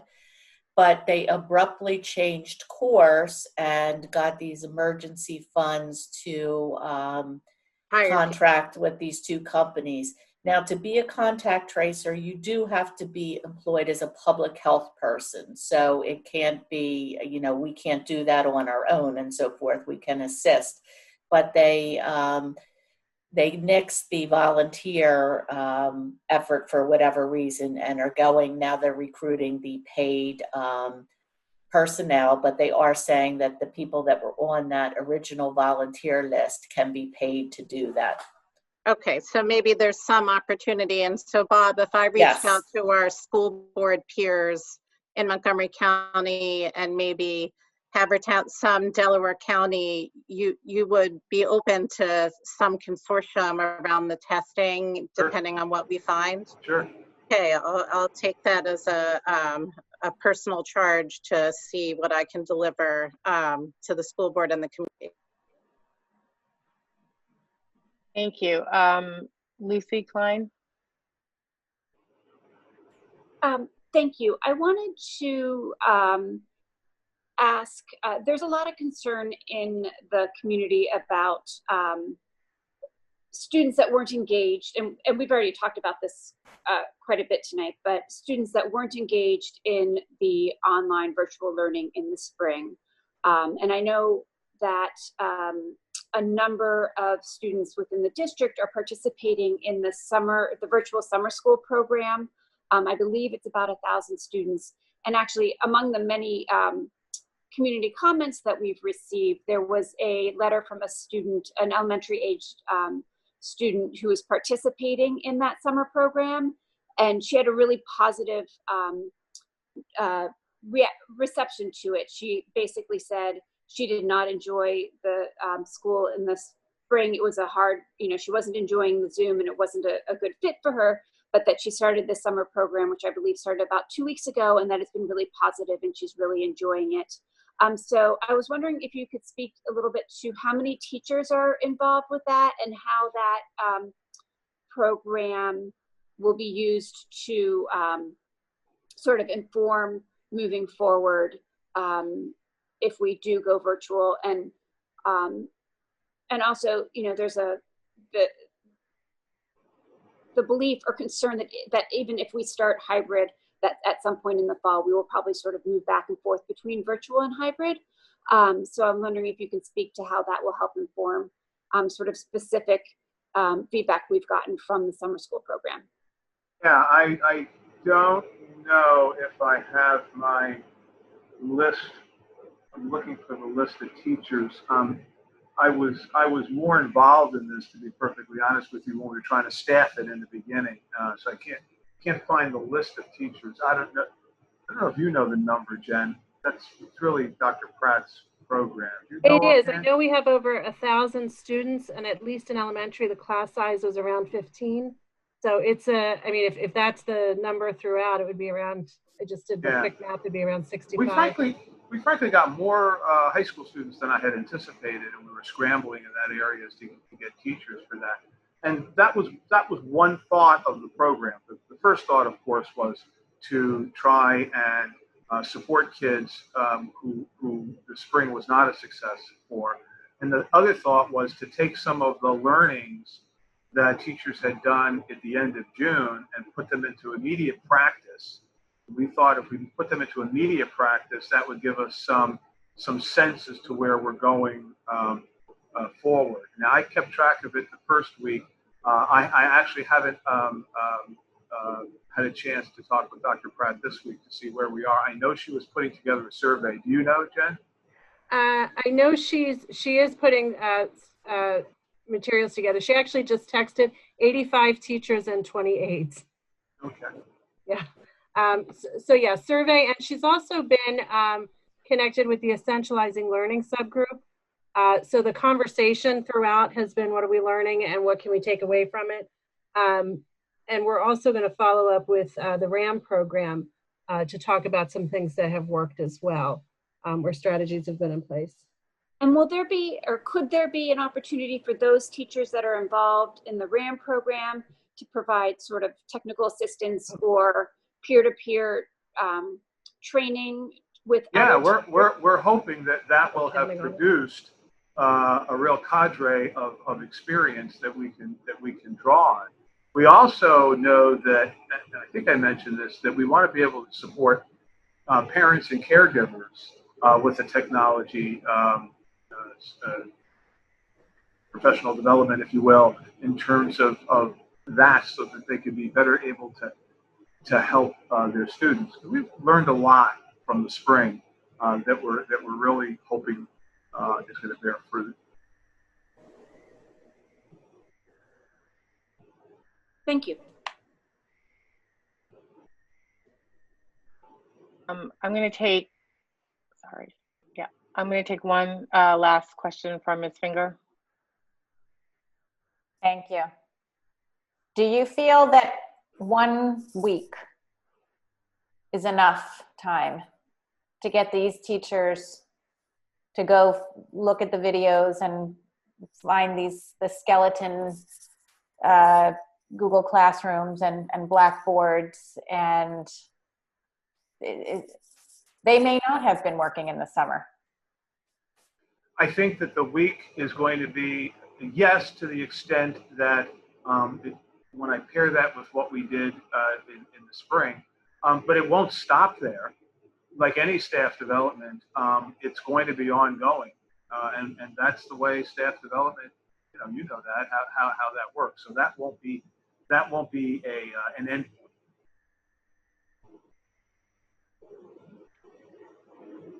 Okay, thank you. My colleagues have asked many questions that I think I've covered all the areas that I would be also interested in asking about in terms of health and safety and equity, and of course the education of our children. I do just have one question I'd like to ask. I know that we have many students who have IEPs, GIEPs, and 504s, and that it's a very diverse population, and it's a large population of our district. And I've been hearing all these details about how we have all these different committees that have been working on plans for the fall for opening. And so I just wanted to hear maybe a little bit more about how that planning was happening. Was that integrated in the other committees? Was it separate? Probably both. If you could speak to that. Kimberly? Yeah, so actually a little bit of both, right? Like, so we have had representatives of student services and special education on all of the committees. So it is woven within, and we have across all of the different possible types of opening been thinking about all of those groups of students that you mentioned. And as you indicated, and just, you know, for the good of everyone watching, I mean, it's about 40% of our student population that has some kind of specialized plan, whether it's a 504, an IEP, or a GIEP. There's also a level of planning that has to happen that's highly specialized, especially as it relates to for our special education students. And so there's another level of planning outside of that committee work that has to happen so that we can be thoughtful and deliberate about how we make sure the needs of all of those students are being met, whether they're in person, whether they're remote, or whether they elect to choose LMSD at home or LMVA. So I would say it has to be both, and has been both actively. Thank you very much. So at this time, what we're going to do now is we're going to take 15 minutes for residents and taxpayers to provide your comments or using the chat feature. It'll open in a moment. We need you to, just as we would if you were in person, please include your name and the town or borough you live in the district.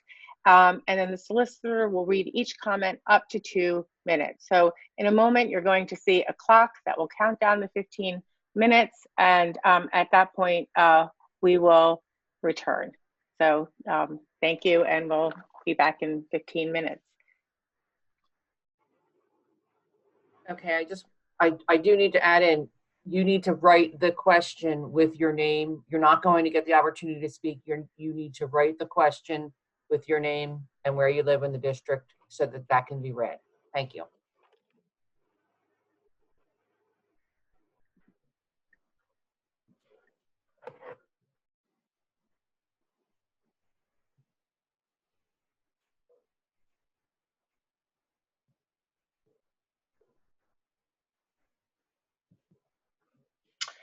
Welcome back, everyone. At this time, our solicitor, Mr. Ken Roos, will begin to read the comments that were provided in the chat.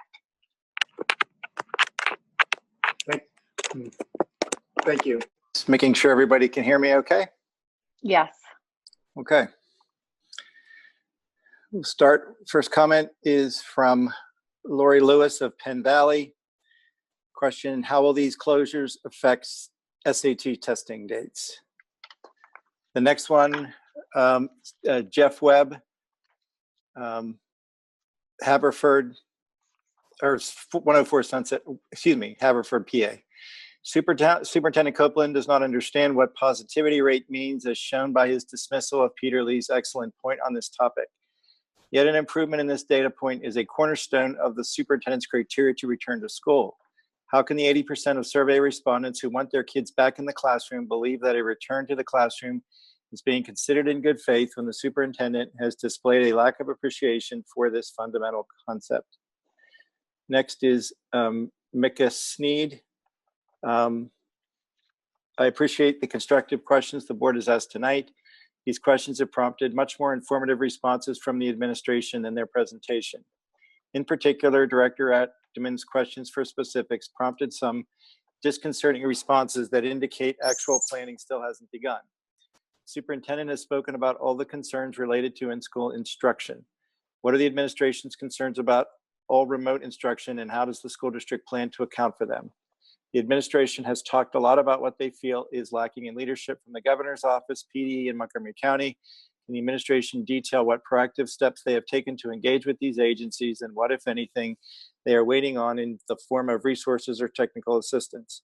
As residents, we should all feel responsibility to ensure our school districts has everything it needs, yet I've seen no calls for advocacy or action.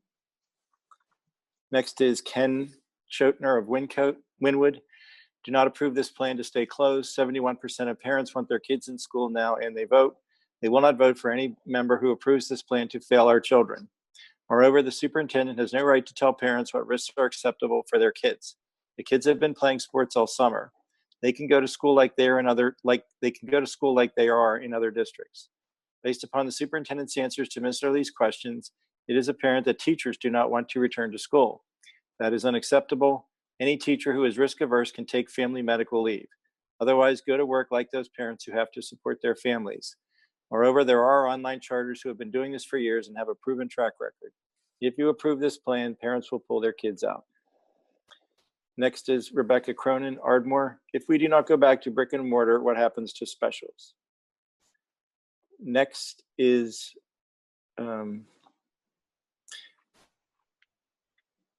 next with a full name is Yuta Watts Wynwood. Has board hired consultants to support virtual platform for teachers? Now we have a Maria Pia Olivero. Please provide more details on the plans for special ed students with extreme special needs and multiple disabilities. Neighboring districts are all providing in-person opportunities for these students, or at least providing PCAs or instructional aides who go to the students' homes to help them access the curriculum online. Next is Jamie Bassman. Can you specifically spell out whether you are committing to providing in-person instruction for all students in need of full-time and supplementary special education, regardless of whether virtual opening is starting in the beginning of September? Next, Leanne Clancy Gladwin. Are your teachers in unity about the recommended plan? To what degree are they in agreement that opening virtually is the right decision? Next is Anissa Dungy, Bala Kinwood. Will transportation be provided for private school students if a virtual plan is implemented? Next is Dan Ringgold, Marion Station. Is easy testing going to be part of any opening strategy? The only reason my hospital functions is because we have rapid and easy testing. Next is Lauren Schwartz, Bala Kinwood. How is Lower Marion going to figure out if students in the younger grades need an IEP, GIEP, or 504?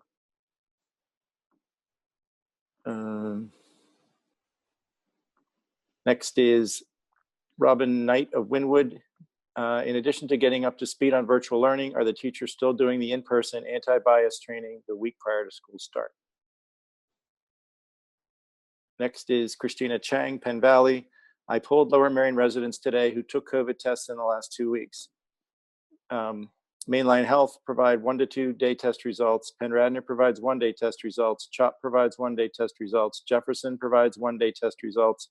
PM Pediatrics in Wynwood provides 2-day test results. My name is Amy Badler from Marion Station. I'm wondering if you can tell me why board members are still meeting remotely. Until school board members feel comfortable enough to sit together in a room with the public in attendance, I encourage you not to make a hypocritical decision to bring students and teachers back into the classroom. Please do not expect the teachers and students to adhere to a lower bar of safety than you are willing to accept yourself. Thank you. Next is Abby Cohen. How does the district plan to fill vacancies for all the teachers who will need FMLA COVID leave due to childcare issues with their own children? So many other districts, virtual and teachers do not need to report to buildings and young children. Question from Debbie Miller. What are you going to do about substitutes? Next is from Carmen Sturm. Does the experience and data from Europe's success in sending young children below high school age back to the school, does the experience and data from Europe's success in sending young children below high school age back to school impact the decision by the school district? Next is Petra Douglas, Lower Marion parent of 2. Please approve the recommended plan. Next is from Jennifer Soderich.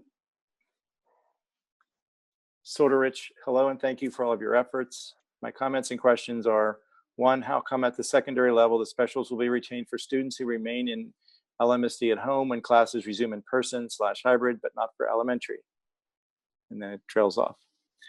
Next, Katie O'Gara, Ardmore, 1 in high school, 2 in middle, 1 in elementary. Question, how does the decision to education plan affect sports teams? Next is Jeanette Fisher, Belmont Hills. On the elementary level, in the spring, the counselor would come to the morning meetings as the check-in. If the teachers have no real interaction with their students, how do these check-in really benefit the students? Next, UD Watts, Wynwood, comprehensive training in virtual curriculum building has been provided to the teachers and staff. Next is Dee Dee Litvin.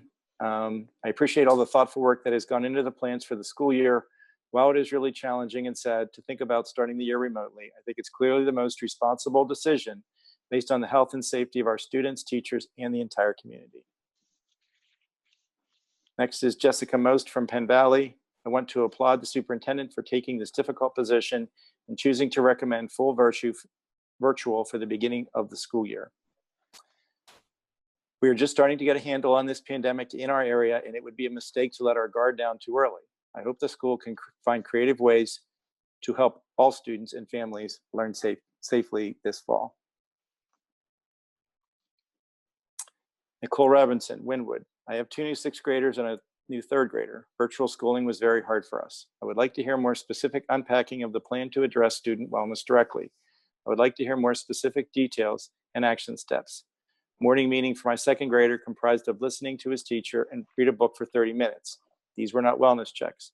He struggled, and we live in a happy house. Please provide more specific actions in regard to this. Next is Erin Shaw, Bala-Cynwyd, rising kindergartner to working parents. I need more information on your plans for childcare.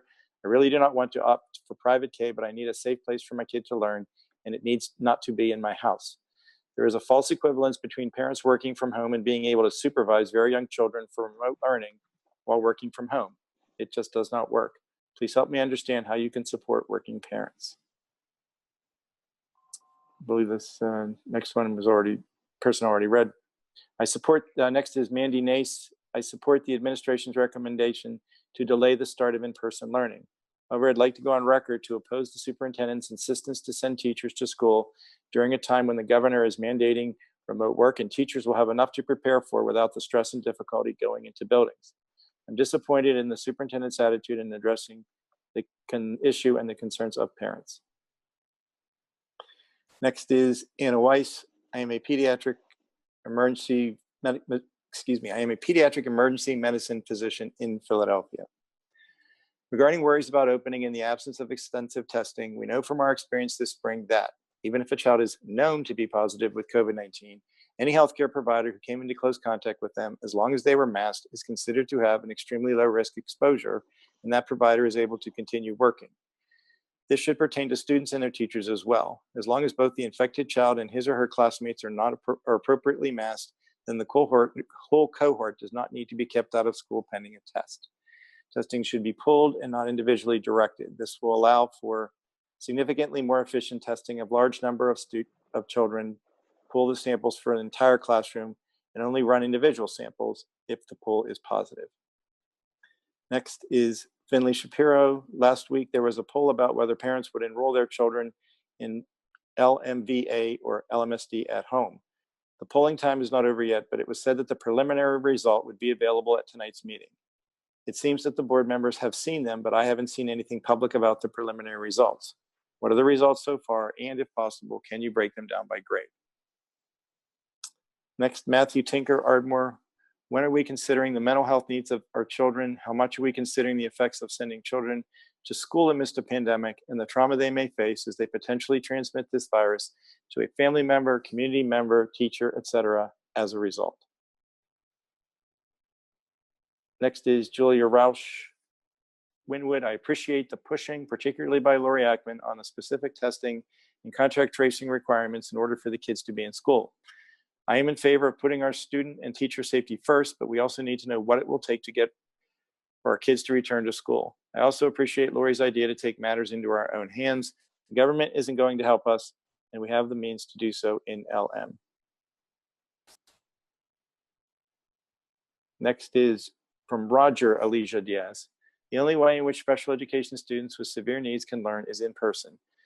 Neither of the considerations about hybrid and all remote models that were presented apply to these students. Online or hybrid are not FAPE for them. Next is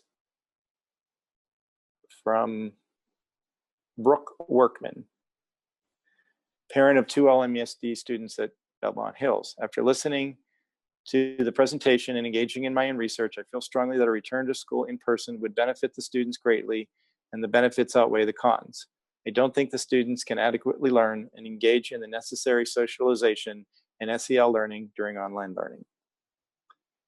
Next, Joseph Kaufman, Penn Valley.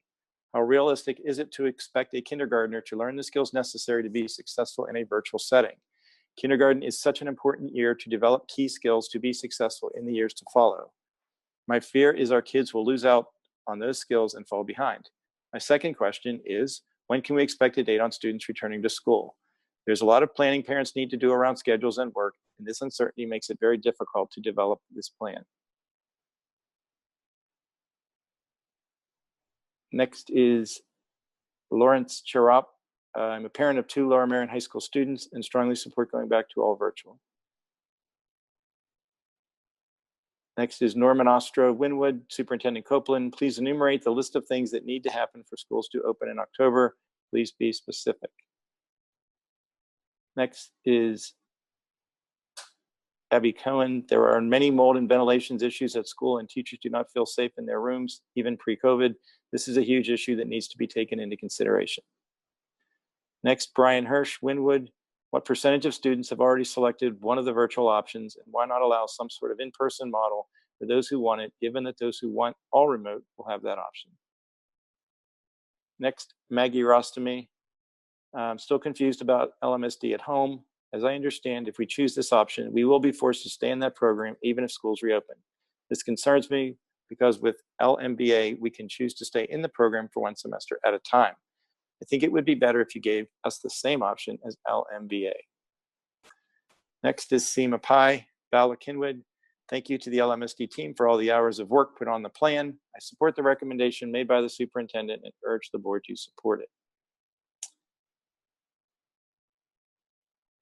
Next is,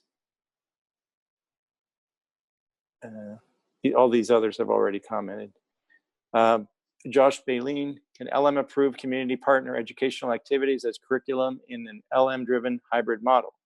Teachers can work with LMSD and community partners as curriculum, especially kindergarten through 5 on Zoom, non-Zoom days.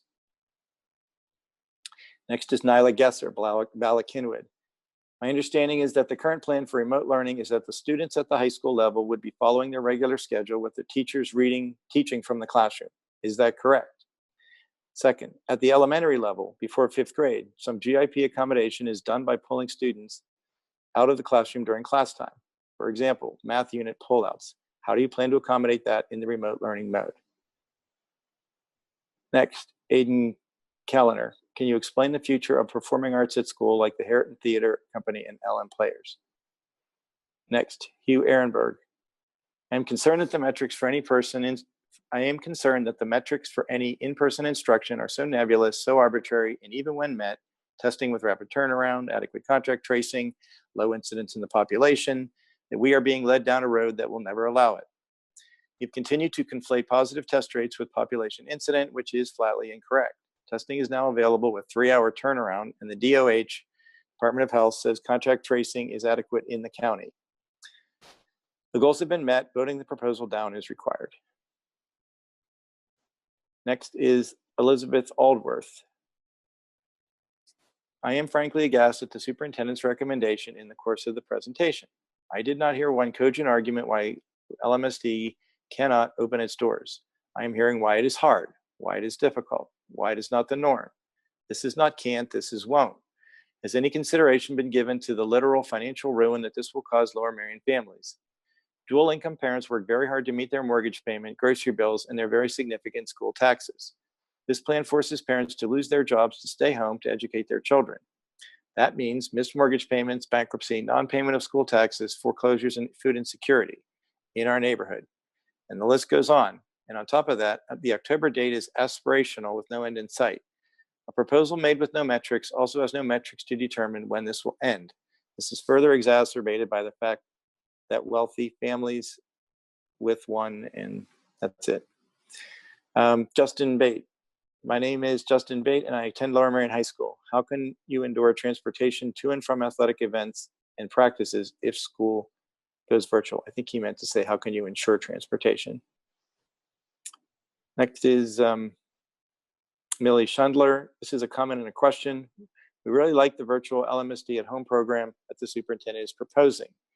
Makes a lot of sense and reduces anxiety of going back to school in the current environment for our family. I think kids getting taught by their teachers virtually is a good compromise. Next is Jennifer Kelly. Hi, I have a MS student, middle school student at Welsh Valley and a high school student at Harriton. There are rumors circulating that there will be a teacher shortage if the board adopts a hybrid or in-person model due to teachers taking advantage of the COVID-specific paid leave program. Can you confirm or deny whether this poses a risk to LMSD? Next is Larry and Stephanie Ward, Bala Kinwood. The current plan has no parameters to move to hybrid learning. This seems to be a significant unknown and makes the plan incomplete. This plan should be rejected until these parameters are in place. Otherwise, this is simply a capitulation to remote learning for the entire year, most likely. Next is Allison Philippone, the Gladwin. While we fully disagree with the Superintendent Copeland's recommendations to go fully virtual, and his comprehension of the medical data available, if this is the path approved, we would highly recommend that children in elementary school be kept in the same group as last year. This will assist with social interaction and the mental well-being of our children versus a completely new teacher and students that have no connectivity to others other than through a screen. Next, Nicole Diddy, what is the scenario that children will be allowed back to in-school learning besides a vaccine or zero infection rate? Next is Athanasia Polychronopoulou. It is still not clear to me why we do not have already planned orientations for new students and some in-person socializing meetings for them. If we do not do this now, then they will start at a new school and the weather permits outdoor gatherings, we never will. It would be nice to have some small group orientation followed by an outdoor gathering of the entire class so that the students can see their new school and meet their classmates and teachers. Next is Kimberly Neff. Montgomery County recently partnered with a testing provider who is able to provide testing within 36 hours. This same provider is also able to provide testing for schools on site at Lower Merion schools, pick up tests every day if needed, and guarantee results in 36 hours. Is this fast enough to open our schools? If not, what is the required turnaround for testing? Please be specific so we can confirm when schools can open. Are you aware that there's also funding from the Commonwealth and the county for school districts for testing? Next is Maureen Hansberry, Narberth. What is the platform software for LMSD at home? Next is Carol Ann Gosweiler, Ardmore. First, thank you for putting health and safety first as the top priority for LMSD. My question is, upon our eventual return to LMSD, can we ensure that all students will be required to wear a mask? There has been talk in LMSD and other districts and from the Department of Ed itself of allowing children to opt out of mask wearing when within 6 feet, or to opt out, or to opt into wearing a virtually ineffective face shield in lieu of a mask. Is LMSD willing to commit to requiring and enforcing only proven PPE to keep our community truly safe? Next, Krista Ramirez, Ardmore. Is there updated guidance / sense of how many children will be able to be taken to school by their parents? Are parents' children obligated to get COVID tests when they ill if they're managing symptoms at home? How will you be able to monitor children who may be candidates for gifted testing in a virtual environment? Are there any special plans for kindergartners since it will be their first time starting in public school or for some school at all if they didn't go to preschool? Thank you all for your thoughtful and diligent work and discussions. Next, Jill Bronner Gladwin. What is the plan if a student or teacher or bus driver or support staff dies? Is there grief counseling available? Next, Amber Selway, Haverford. I would like to further clarification regarding why the district is able to accommodate 2 virtual options at this time. However, does not appear to be able to communicate any hybrid scenario. Please do not hypothesize. Provide statistical data that supports this decision. Our school taxes do not reflect this recommendation. Next, Helen Young. If we choose the hybrid model once LMSD gets off 100% remote virtual, would transportation options include bus transportation become available for all students who choose that option? Next is from Drennan McQuillan, Bala-Cynwyd. Could you please strongly consider the comment Peter Lee made in reference to positive COVID rates do not reflect the true population sample that may enter a school building. It will be much lower and gives much greater confidence for safe entry back to schools.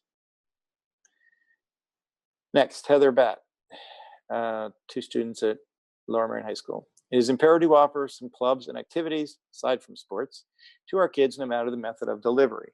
For students entering into a high school and middle school, must have an in-person interactive opportunity with their teachers prior to school.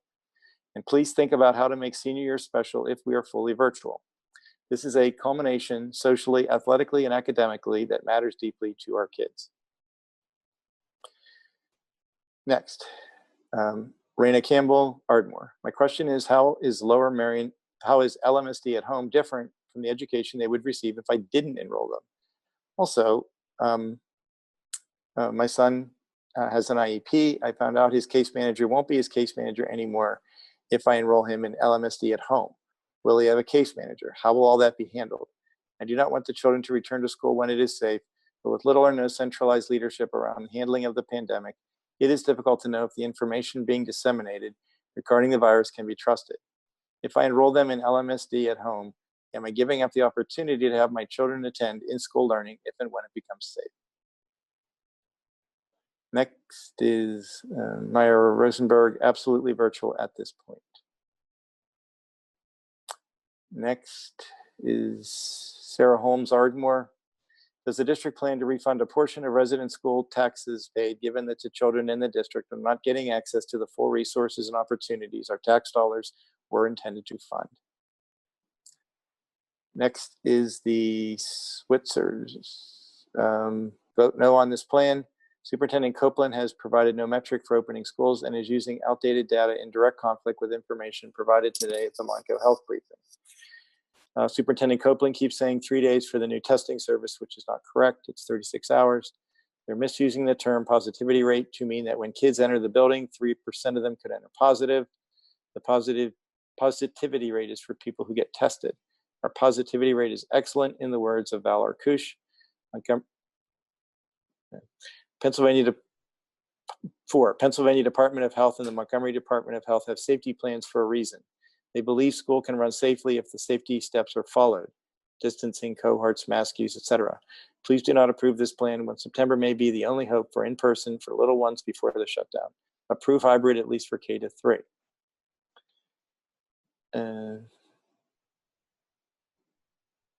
Next is Arian Jerkowski, Winwood. If we do reopen schools at some point and one or more student staff test positive for COVID in a single school, would all LMSD schools need to close? Or is there a possibility that just one school would close and the remaining ones would continue on with in-person classes? Next is Naomi Nevler. There are conflicting reports on the infectivity of COVID in children. There is general agreement that the risk of serious morbidity or mortality among children is extremely low.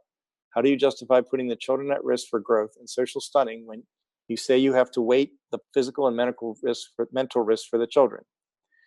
There is no physical risk for the children, and whether or not they transmit the disease is irrelevant. The only risk I see has to do with adults at risk, and there are so many options to help mitigate any teacher or other school staff who is at risk of severe COVID morbidity and mortality. Please explain to us, what is this physical risk of children going back to school physically full-time? Next is Beth Peniagua.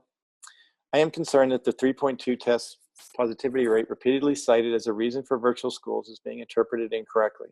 This rate represents the current percentage of Monco tests that are positive. This is not a random sample, but composed of people choosing to be tested because of symptoms, exposure, or need for work and travel, creating a selection bias. This cannot be translated into 40 students at Ballackinwood being COVID on the first day of school. We need random population-based testing, not happening here at this time, unfortunately, to determine this number, which is disease prevalence within the population. Juliet Greenfield, Penn Valley. How will the Artifacts program operate under remote or hybrid at Welsh Valley? Next, Brett Victor. It is hard for me to understand the downside of trying to get kids in school if it doesn't work when we are back when it started. You can do virtual or hybrid. New illnesses and deaths in the community continue to fail. Getting back to school has been recommended by Dr. Fauci and various bodies of physicians and policymakers. We are extremely fortunate to have highly engaged parents and resources. We have a virtual academy for families who want that. Why do we as a community think it is worth the risk to experiment with the restaurants, bars, but not when it comes to school? Next, Cecilia Waba, Harriton. Will the virtual learning be conducted within Harriton High School teachers? We are concerned about the quality of education if contracted with Montgomery County Virtual Learning Program. Also, highly suggest having class numbers to mimic in-person classes so that there will be plenty of personalized questioning and answering during class. Thank you. Next, Ruth Jenkins Winwood. Does the virtual curriculum address issues of race and equity in the readings of authors of various background and ethnic diversity, as well as more in-depth history classes? Next is Peter Solderich, Haverford. Parent of elementary student, I would like to reemphasize a point that Board Member Driscoll made early on in the meeting, that what we think of as in-person education, especially at the elementary level, is very different from the scenarios being mandated by CDC and the state and county recommendations. Given the many unanswered questions asked by parents and even by board members, I would urge the board to give the administration this first month until October 5th to find satisfactory solutions to these problems so we can reopen safely and in a way that encourages the actual advantages that an in-person experience should be able to provide. I appreciate how difficult these decisions are for everyone, and thank you for your time and patience. Teresa Dennis, Marion Station. I agree with the decision to open virtually. Thank you to the administration for your careful planning. When schools do open, masks should be required, not bandanas or face shields. Next, Stephanie Katz, Penguin. I have a student with severe concerns. Even though he will continue about losing time, he will continue to lose and will not be able to gain back this academic time. Why can't they start in September with at least half days? Remote learning does not work with a child like my son.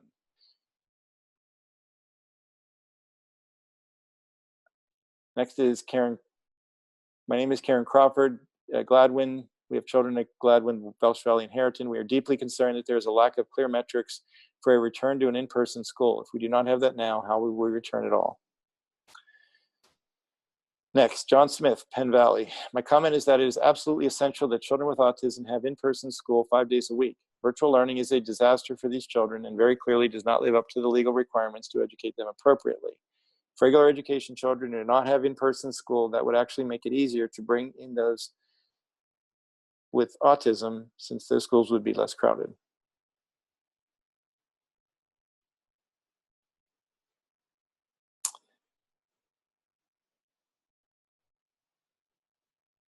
People aren't putting in their names. Next, David Goldsby, Winwood. Peter really made an excellent point that the positivity rate has been determined from a selected group, not a random sample, and is therefore much smaller than 4%. What are the specific criteria that must be satisfied for the move to hybrid?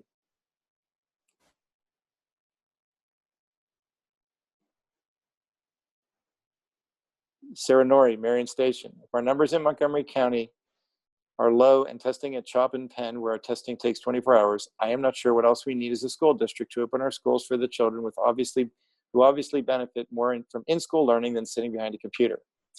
My fear is shared by the school board is that if we open virtually this entire academic year, we'll remain virtual. The numbers in our county are low, testing can be done within 24 hours, and it's a disservice to the children to stay at home during a time when our county is doing well. Next is Rebecca Peebles. I am still confused by what will happen when high school sports this fall. Can we presume they will not happen? For tennis For example, this season is basically over in early October, so it seems that if we are virtual, girls tennis will not be happening. We need some clarity just to make plans and prepare. Next is Jessica Spatz. Thank you to all the district and board members for their thoughtful work on this complicated and nuanced reopening plan. While there cannot be one size fits all or even most solution, I encourage the board to vote in favor of the highest level of safety for our students, faculty, and community members at this uncertain time in the pandemic, and vote in favor of the virtual start plan. I would love nothing more than for my children to return in person to school, but only when the testing and contact tracing are in place to support this safe return. It seems that an agreed upon first several weeks of school via virtual learning offers greater assurance of continuity of instruction than a hybrid start, which may or may not continue for that time period. As the pandemic evolves, so should the district's instruction delivery. Please vote in favor of the virtual start plan and in support of the health and safety of the LMSD community. Jim Muller, rather than pushing off a potential opening until October, why not open schools and see how it goes after a month? The children are suffering. How on earth are kindergartners supposed to log into Zoom when they have a single working parent at home? This is an incredible hardship. Next, Kelly Dar. I'm concerned that one of the main reasons cited for superintendent's recommendation is the positivity rate, but his example of 44 kids being affected at BCMS demonstrates a misunderstanding of that rate. I'm also concerned that when asked for benchmarks in the data, either testing, turnaround, or positivity rate or other data point that would, for him, indicate that it is safe to return, the superintendent does not have such benchmarks. We need accuracy in database decision making to feel confident in the direction we are going, even if it gets to the same result as the superintendent's recommendation. Next, Hame Vu, Balakinwood. It is virtually impossible to plan for multiple options for schooling simultaneously and expect fully developed and stellar plans for all. Similarly, it is very difficult for me as a parent to navigate the uncertainty of the current proposal, not knowing when remote would become hybrid and then in person. I appreciate the district staff diligence and extensive planning and support the recommendation to begin the school year remotely. Understandably, there are many uncertainties about the school year ahead. For our family, the significant shuffling that might take place during various times in the coming year, that should we choose something other than LMBA, is not something we are willing to take on. We will opt to sign our incoming first grader up for LMBA, which is not a great choice, but at least will be a consistent model which we can monitor and support. Next, Kara Freeman Balakinwood. If students return to in-person schooling, who will be monitoring and enforcing safety measures, such as wearing masks over both mouth and nose and social distancing? How will the rights of those who are following safety rules be ensured? Will there be a no tolerance enforcement of these essential safety measures? If there is not strict enforcement, our children will not be safe returning to in-person learning. Next, Dominic Pasqualino. Whether hybrid or virtual decision, can district release teacher hybrid assignments more than typical 1 week before class starts so that those persons who have had to return to work can have some shot at arranging shared childcare? Friend requests K-12. Next is Juan Rico. Thank you to the board for all your thoughtful questions. We hope that the proposal is approved. We appreciate the work that the reopening team has done, and especially grateful for Superintendent Copeland's cautious approach and agree with proposed recommendation for school reopening.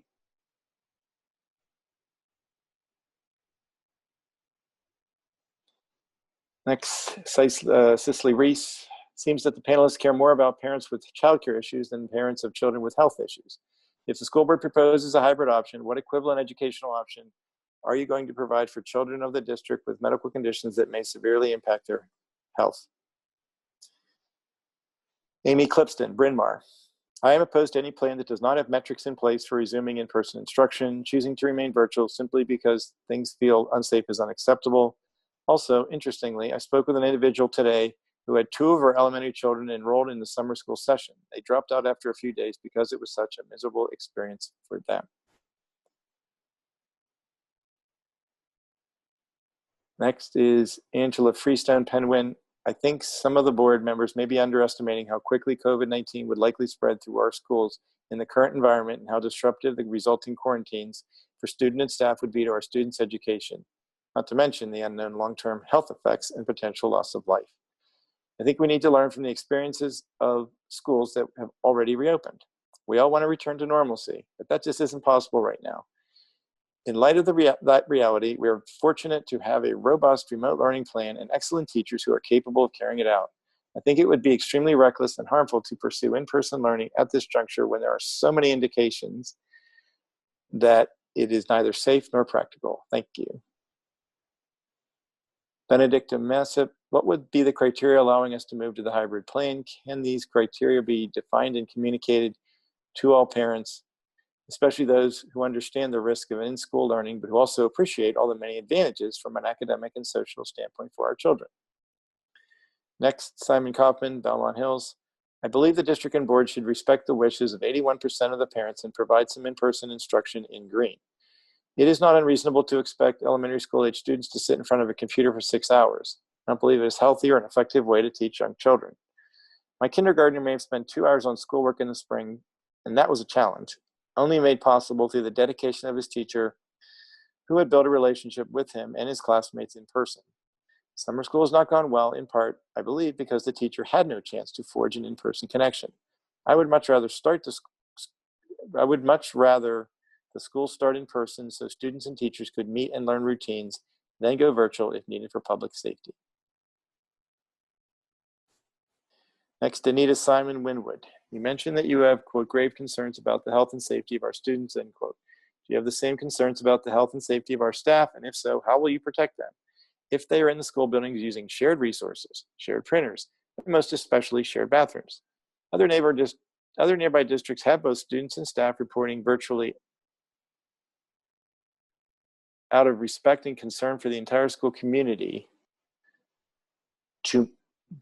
Other nearby districts have both students and staff reporting virtually out of respect and concern for the entire school community to make sure that all are protected. I would ask that this board do the same. Next is Stacy Joseph. Are you using one platform for all virtual learning?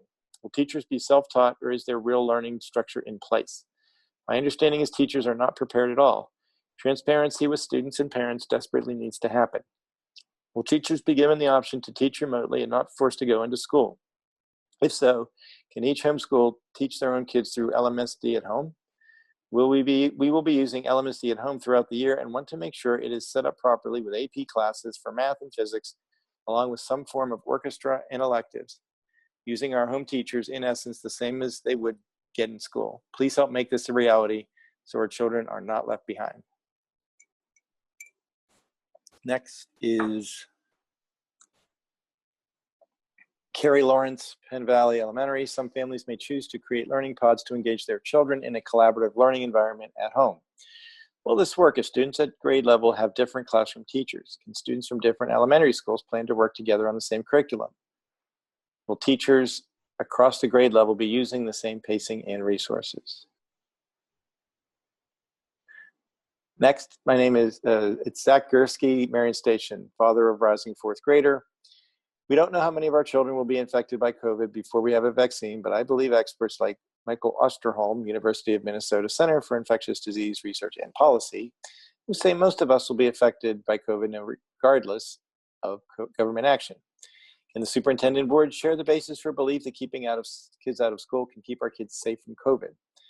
I agree with the American Association of Pediatrics assessment that not attending in-person school poses a greater risk to our young children than COVID. Does Mr. Copeland think COVID poses a greater risk to our children than not being able to attend school?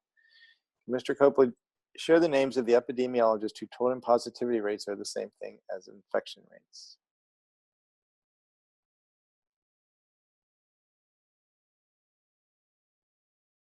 Next, Sarah Gunther. Our family's in favor of Penn Valley. Our family's in favor of opening school in person in the fall. We trust the school district to take necessary safety and health precautions, and we believe it is important to our children's social emotional well-being to meet their teachers in person in order to develop trust in a working relationship. Friendships and relationships with peers is paramount to their development. We understand a hybrid or fully virtual model may be necessary at some point this school year, but given the state of health in PA now, we think reopening in person is appropriate at this time. Leslie Crane, Penn Valley. I'm wondering if LMSD at home is ready to roll out in September if the board votes to open in person instead of going with superintendent's recommendation. It seems like the success of that program involves having a bit more time to figure out how many families are interested. Next, Fabian Zangerly. I have 3 students in the district, 1 in high school, 1 in middle school, 1 in elementary. Remote learning worked for my 2 older kids, but was a disaster for my kindergartner. Young children don't have the attention span to learn remotely. Why can't we send the elementary age students back to school starting in September? You would have the buses and the space to social distance.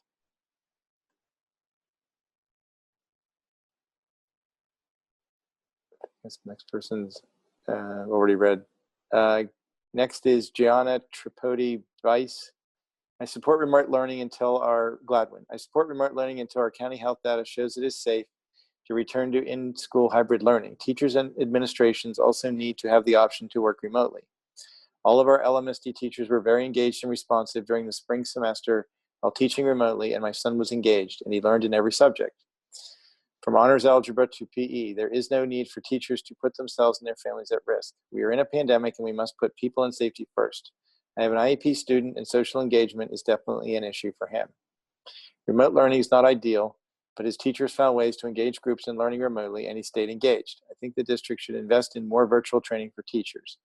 Also, having some teachers share best practices and lesson plans in some sort of intranet would be helpful. Cheryl Rothman, Bryn Mawr. I support the recommendation to begin school virtually. While I am concerned about the academic and social implications, there is a global pandemic, and keeping our children healthy is the #1 priority. Thank you for all the hard work being put into coming up with a plan to educate our children while keeping them safe. Stacy Greenberg. And the board vote to have in-person for elementary age kids and middle and high school be virtual. Dana Lovett, Kinwood Elementary. As parents opting to choose to send our kids back to school environment, we assume the inherent risk in doing so.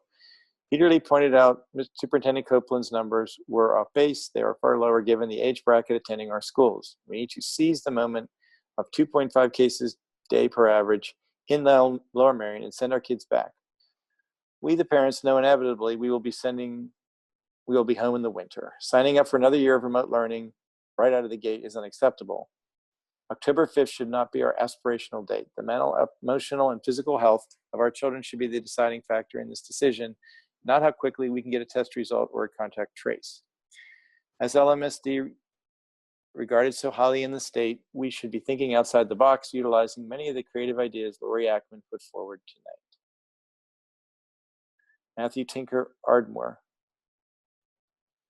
With the discussion about infection rates, we need to remember that this disease is highly infectious and many carriers are asymptomatic. Infection rates, especially with adequate testing, are certainly higher than reported. So why does it make sense to open schools when this pandemic is not under control?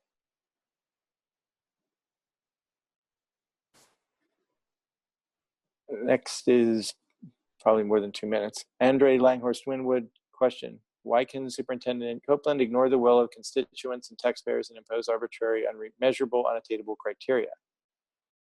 Superintendent Copeland says he does not care what the majority of parents and teachers think.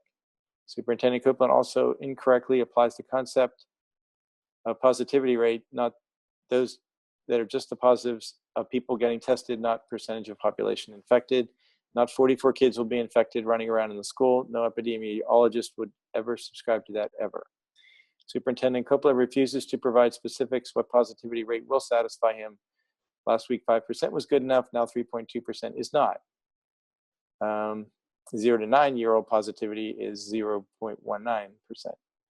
How many contract tracers should there be? Contract County says it's adequate and refuses to acknowledge that there is 36-hour testing and even less than 24-hour testing available today, as reported by doctors.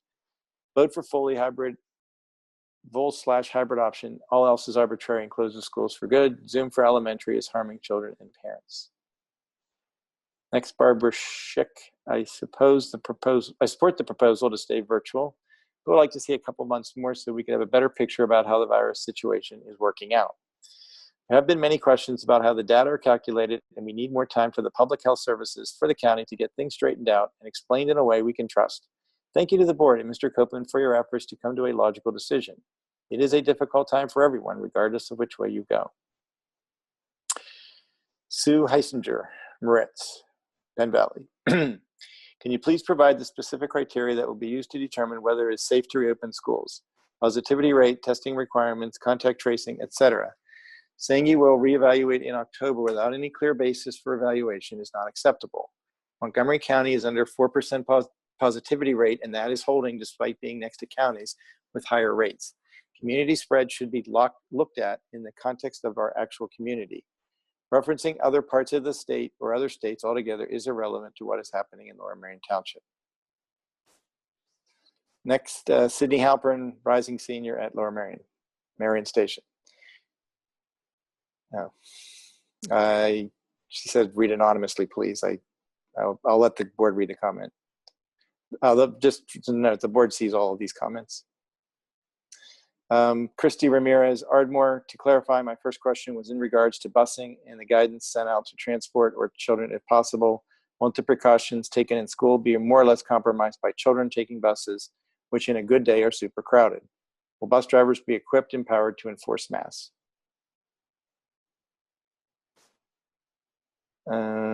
Next is Pablo Lage. The vast majority of kids want to go back to school. Why isn't their voice heard? Next, Lauren Hay from Penn Valley. I am a nurse practitioner that works in a hospital wearing masks and performing good hand washing. We move around each other, patients and staff alike. We are not moving around in fear of each other. My question is, why do you not trust that masks and good hygiene are enough? Of social distancing is a proven recommendation, but why must they face forward and behave like it's a military setting? Next, Dina Green. I think it is important for the board to know that all virtual options are an affront to the working parents, particularly those in the healthcare field who do not have the option of working from home to supervise online classes. Excuse me. A decision for virtual will force you just to use private schools. I'm not sure how Lower Merion can maintain its reputation as a first-rate school district by offering another disappointing year of virtual classes. Libby Collins, Narberth. Our family supports Mr. Copeland's recommendation for the 2020-2021 school year.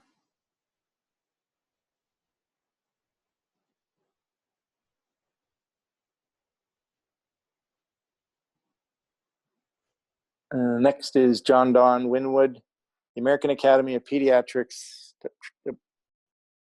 strongly advocates that all policy considerations for the coming school year should start with a goal of having students physically present in school. The importance of in-person learning is well documented. There is already evidence of the negative impacts on children because of school closures. If the AAP recommends a return to in-person schooling, how does the superintendent, who is not a physician, reconcile this with his wish for an unspecified amount of better testing and contact tracing? Next, Emily Rayner, Gladwin. Sorry if my questions have been covered. I lost connection for part of the meeting. They are as follows. Has any form of outdoor school been considered, potentially using large tents? With online school, what will students with difficulty using screens due to headaches and other symptoms they have when using them do? What exactly is going on with fall sports? What is being done to address the mental health crisis facing students? Next, Paul Hollowell, Superintendent Copeland, has admitted he is not an expert in the area of health. However, he was hired to be an expert in the area of administration of education. Does Mr. Copeland believe his staff, our teachers, are more effective in conveying concepts and educating our children in person or via Zoom? It is also clear that no one on this board or representing our district in this call has any experience in being tested. There is ample availability to be tested, and results were provided within 24 hours. My sons were potentially exposed to someone who tested positive, and we held them at home until they were tested twice and had results from that were negative. One result was 5 days and the other 24 hours.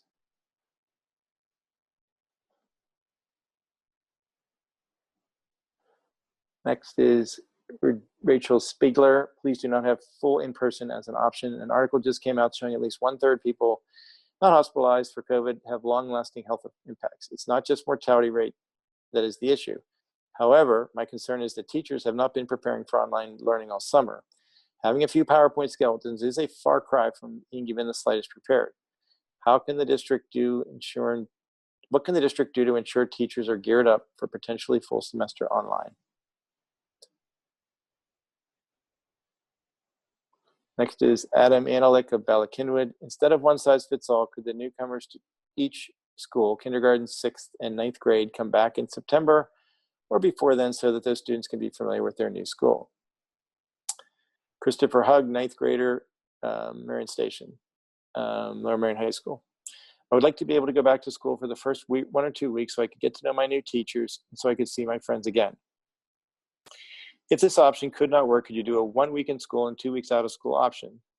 Also, if you do an option that has a part in school, part out of school option, hybrid, would you make it so that we would have to quarantine at home when we are out of school? And lastly, I think that the thinking should be that you should not close down in-person school just because there was 1 case, but instead you should close down in-person school if there are, say, 5 or 10 cases. Next, Sarah DeLeo, Wynwood. Mr. Superintendent Copeland, please outline the top 3 to 5 things with data points you are monitoring to see when we get there for you to move to a hybrid model. Mike Fenton, Penwood. I think our children and community safety is of utmost importance. Remote learning must be in place for the start of the school year. And as the second wave of infections rises, we must consider options to extend it past October 5th. I fully trust that the LMSD administration has the students' best interests in mind in the proposed plan. Dana Lehman, Marion Station. Weeks ago, the board was sent to vote on the original red, yellow, green plan, and this was delayed to collect more community input. The community and staff survey was clear with a majority of both factions favoring some form of in-person instruction. How has the pendulum now swung to the most restrictive direction, and why is the community input now being disregarded?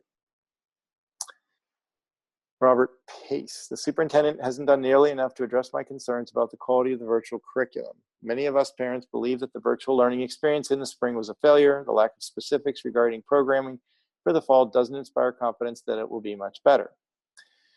All we have received tonight is a series of anecdotes, pledges that teachers will get trained. What we're hearing now still feels very much half-baked and in flux. By now, in light of the fact that we've spent 3 months in a virtual mode last spring, we should have been presented a virtual program that is comprehensive, specific, and programmatic. This is certainly not the case. Until that happens, the board should reject the superintendent's recommendation. Meredith Barber and Michael Schwager, Welsh Valley and Harriton. Thank you, board and administration, for all your hard work. If reducing the number of courses would provide the opportunity for hybrid or full in-person learning, wouldn't it make sense to reduce the number of course offerings? Should the plethora of course offerings still be a priority? Catherine Boggs, Marion Station. I'm deeply concerned that the recommended virtual plan will significantly disadvantage families with fewer financial resources, particularly younger children, who need more engagement than remote instruction will provide. Families who can afford it will inevitably hire individual or group tutors, while other children will be left to fend for themselves. This almost certainly ensures that the wealthiest children in the district will move ahead of their peers simply because of a parent's ability to afford private instruction. In a fully virtual environment, the LMSD administration would implicitly be supporting such disparate outcomes by not offering a similar degree of in-person instruction for those less affluent. While there have been some mentions of equity tonight, I am not hearing the district's response on how this will be addressed. It seems there is a plan to bring back smaller groups of students back to the building based on special needs and IEPs. Is there some, that's it. It says, is there a similar plan to support families who cannot afford additional learning support? Next, Stephen Chalmers, Ardmore. Understandably, the majority of the questions regarding the effects of distance learning on students, but I'm also concerned about our unheralded heroes, our community's teachers and staff. If they are returning to the classroom, what is the plan to keep them safe? This summer in Arizona, a teacher died of COVID-19 while teaching summer school. The virus is easily transmissible. What happens if there is an outbreak among staff? Is there a plan if when that happens?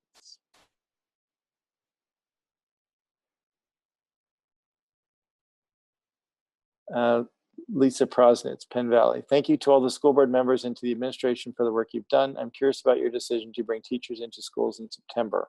I know that over 1,400 people have signed a petition to enable teachers to be able to teach from home. But aside from that, I'm also interested in hearing about the associated costs with keeping the building open. Is there money there that could be better spent on training and resources for our teachers?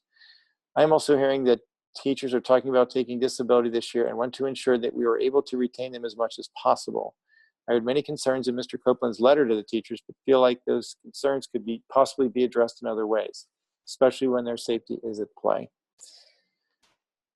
Lastly, Google Classroom is a platform, but not a way to teach online. What tools will our teachers use to teach Also, question, read the sick leave poll. Thank you.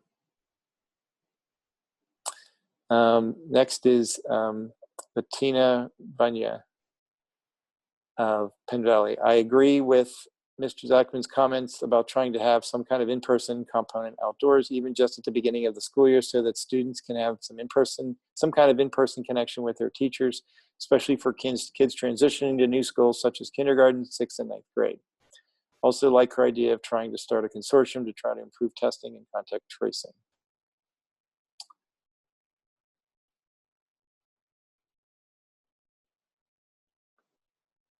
Karen Schloman, Marion Station, please consider some sort of in-person, physically distanced and masked, of course, orientation for new to the district families. My 6th and 8th graders will start at Pelican Middle School. Some type of orientation will help from a school community bond for them, particularly with virtual learning to start. Kim Short, I'm wondering what the purpose of the parent survey was when over 80% wanted some type of in-person instruction when the results were not considered or given any credence in the recommendation.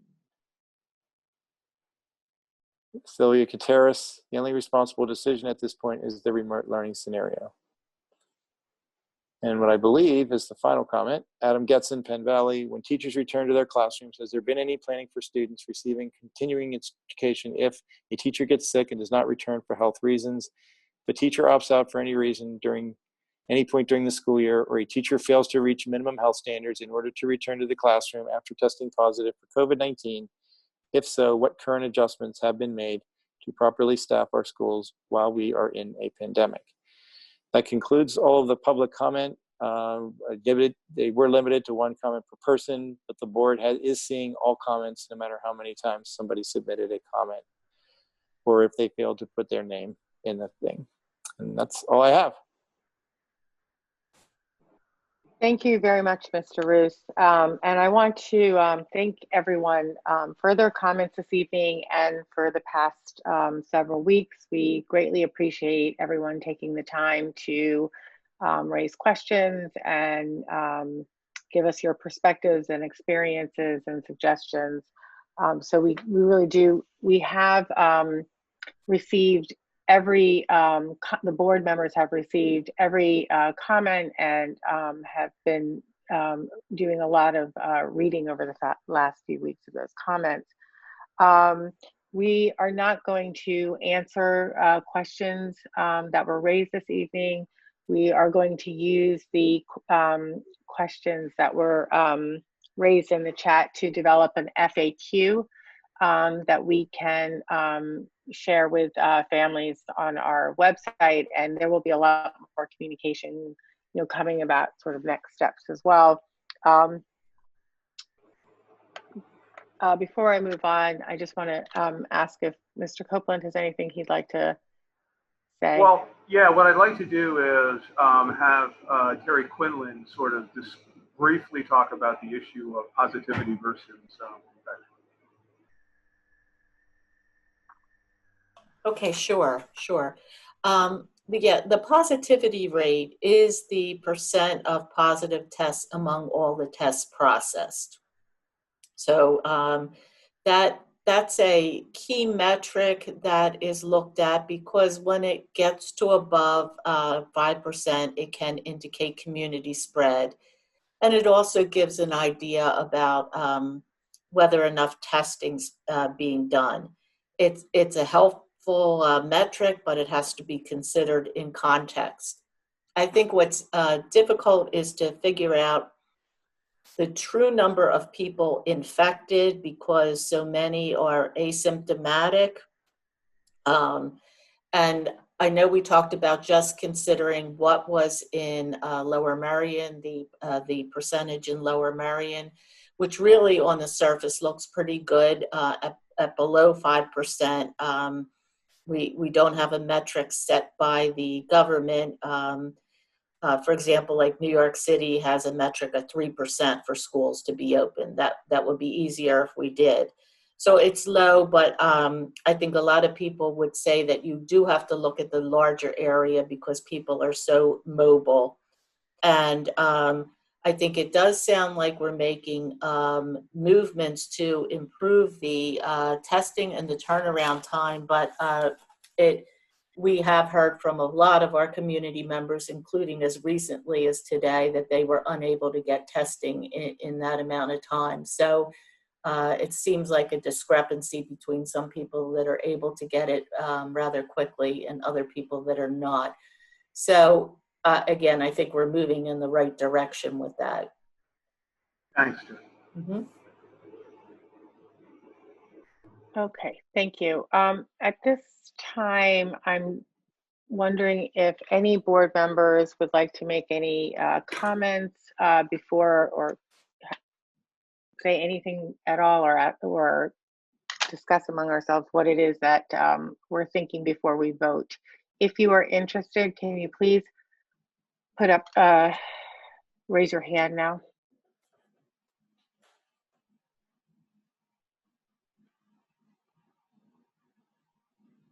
Okay, it's looking like, sorry.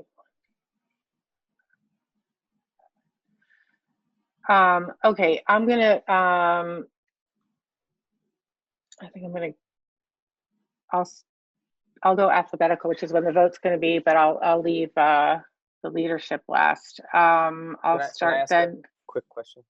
Does it make sense Sure. for us to make our statements with our votes rather than break No, up? we're not. No, We're not going to do that. So you can say how you're planning on it, but we will have a roll call vote, and Right. that's so you can indicate how you're planning to vote. That's no problem, but we'll have to have a straight vote.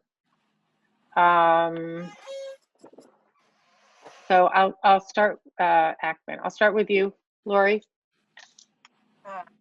Yep, the benefits of having an ACT last name. But I want to start by saying this is a really extraordinary time in education. I don't think any of us have been sleeping a lot, and I really appreciate all the efforts, as others have said, that everyone has put in, the board, the administration, and the community. Clearly, what's so special about Lower Merion is how invested everyone is in the schools. These are amazing public schools. I'm a proud public school parent, and this has been a hard process for many people. And I appreciate, I value the recommendation from our superintendent, who's a talented career educator, and I don't take that lightly. So I appreciate your focus on safety, Bob. But that being said, I feel like this is a no light on the horizon plan in terms of allowing our kids to get back to school buildings this year. You've offered no clear metrics or standards for when we could, as a community, even consider that. I appreciate things are changing quickly, but I would need a lot more clarity on what that pathway to in-person would be. And one of the reasons is my personal experience and the experience of so many, despite our very talented teachers, is remote education does not work for many kids, especially kids who are younger and have challenges with learning in the best circumstances. And given our community's commitment to inclusion and equity and the whole child, I can't support this plan without a clear pathway towards addressing those issues and the pathway to getting more in-person education available for our community. So I appreciate the time and effort and the investment of everyone in our public schools, but I will not be supporting this plan. Thank you. Thank you, Lori. Mr. Driscoll, Ben Driscoll. Are there any? Sorry. No, go ahead. Do some, Dr. Gilbert. All right. So thank you. So I will be voting to support this plan. It's not a plan that I would want to endorse for any other reasons, because we all want our kids back in school. What I'm actually most concerned about is sending them to school. Our infection rates go up. We pull them back for remote, do it for a month for remote, put them back in school, and we ping pong back and forth for 6 months out of the year.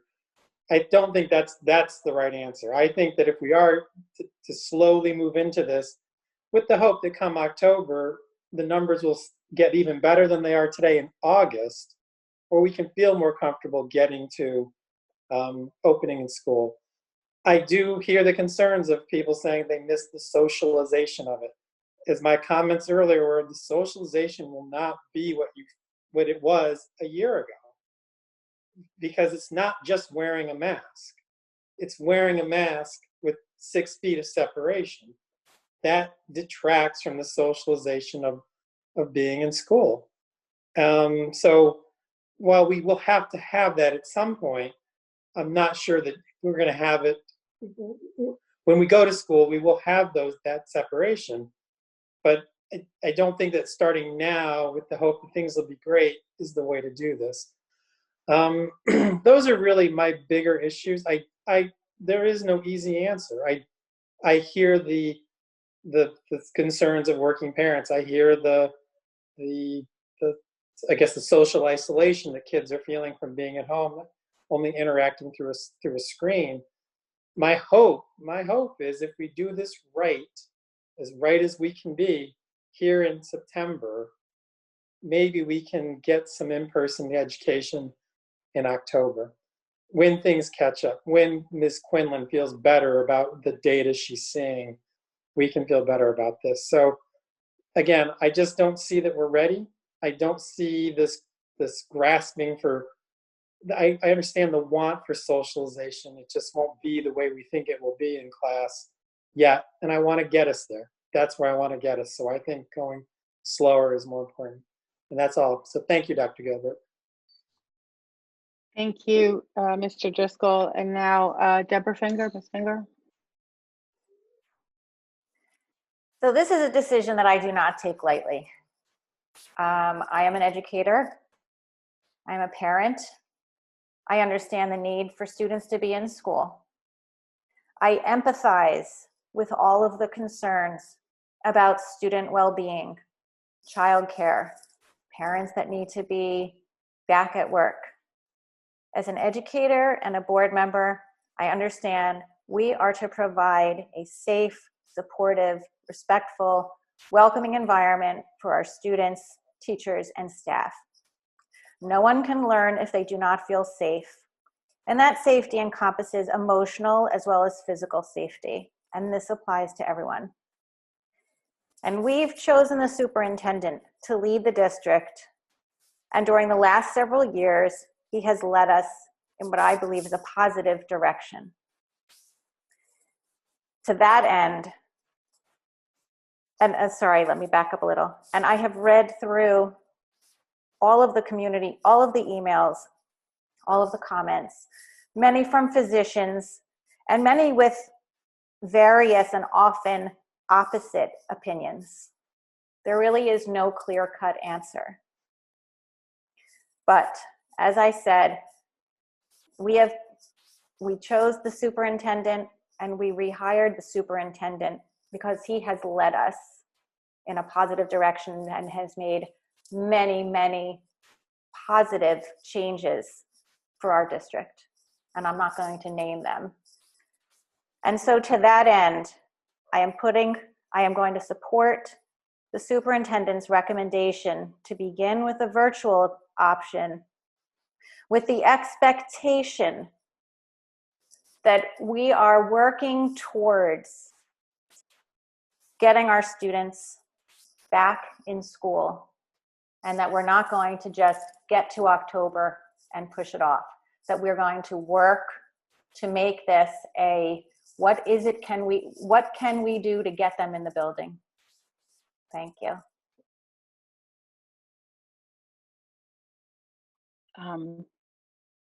Thank you, Ms. Finger. Shana Kalish. Thank you, Dr. Gilbert. Even the way the board is structured, members rarely have the opportunity to speak so openly with our constituents.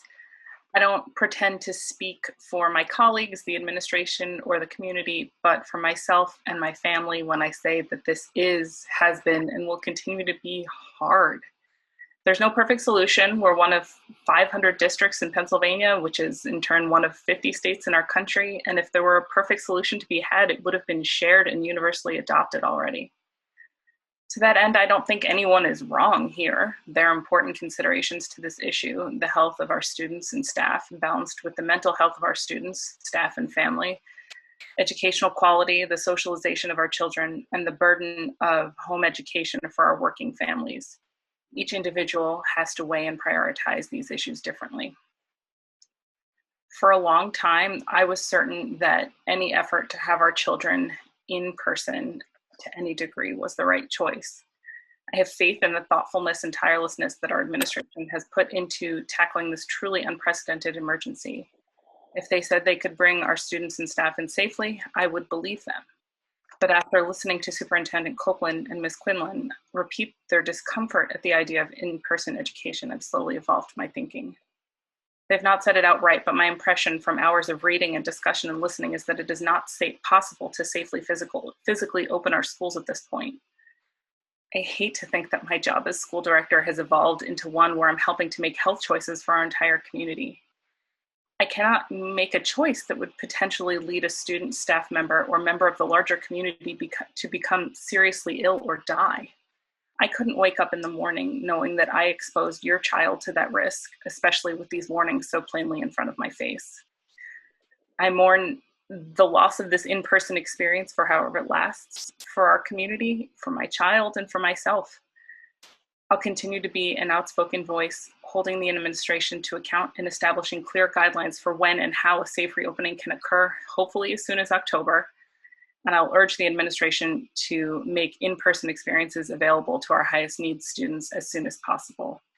Tonight I will be voting yes on the superintendent's recommendation.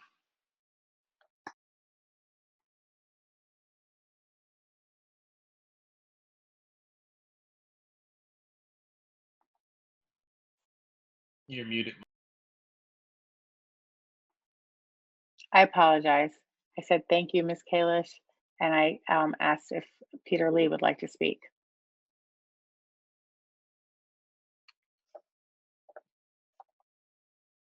You're muted. If we're going alphabetical, does Lucy go before me? Lucy's the vice president, so she's going to go second to last. Great. Okay. Thank you.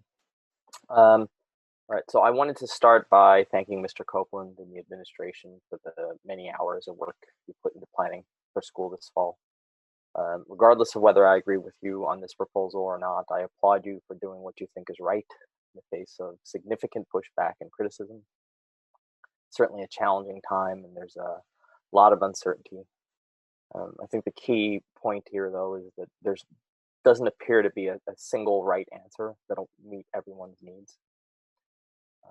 No matter what, the district needs to have a comprehensive plan for a full virtual opening. Whether it's this fall or simply as a contingency, I think everyone's experience this past spring tells us we need to have a better plan.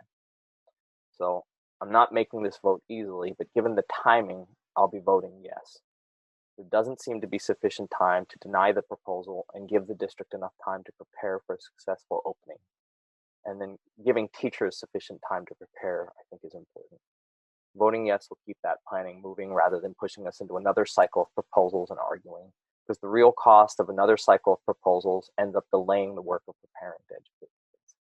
That being said, I do believe the district should be able to support some sort of hybrid opening for those families who are willing to accept the risk and whose children are able to comply with any and all safety precautions. The current plan to start virtually with teachers in building actually positions us well to support that. And so I don't think this is the end of the conversation. I think we need to let the district move forward with planning. And I think there are further discussions that need to be had about broadening our support of letting parents and families opt in to risk rather than, as Ms. Kalish notes, I wouldn't want to make that decision for families, but for those families that are willing to accept the risk and whose children can comply with all the safety precautions. I think there is enough data to support that could be done safely.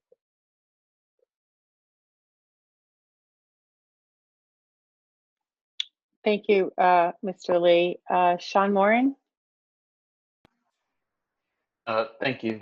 And again, to the administration and Mr. Copeland, I thank you for all of the work and effort that you have put into coming up with this plan and proposal. And as my colleagues have shared, that this has definitely been one of the hardest decisions that I've had to arrive to.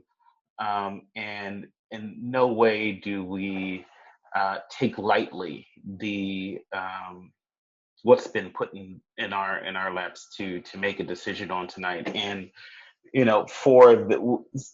been reading hundreds of emails and listening to our teachers and students and parents, and and also many conflicting reports from experts. We live in a community that is fraught with a number of experts and professionals and doctors and researchers who have advised us in which way to go, and receiving conflicting information, as well as the research that we've been doing. But at the end of the day, the difficulties and the ways in which our students are suffering from not being able to be together, and it admittedly, I believe that the virtual programming needs to make sure that it is at the best level that it could be in order to instruct our children. But at the end of the day, for me, the risk to our children's, teachers, and community safety outweighs the difficulty that we will have in putting together a strong program, which I do believe that we can and will do. But I will be supporting the recommendation to open virtually. Thank you very much, Mr. Mooring. Suba Robinson? Thank you, Dr. Gilbert. We've heard from and read many passionate letters from parents, students, teachers on all sides of this reopening issue. As someone who has had COVID in my family, I understand its severity and long-lasting effect. My daughter is still living with the effects since having it in March. With that in mind, I will vote yes to operating remotely for now and reevaluating around October 5th. Please know that we are trying to do what is right by each and every student, and thank you.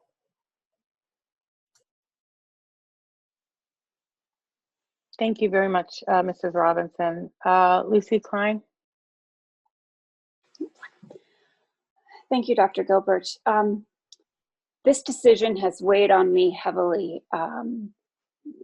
My current mantra, as many of the people I've spoken with recently know, is what is the least worst option available? Because frankly, I'm finding that in the middle of this pandemic, there aren't really any good options. Every decision is fraught with risks, with unknowns, with future unintended consequences.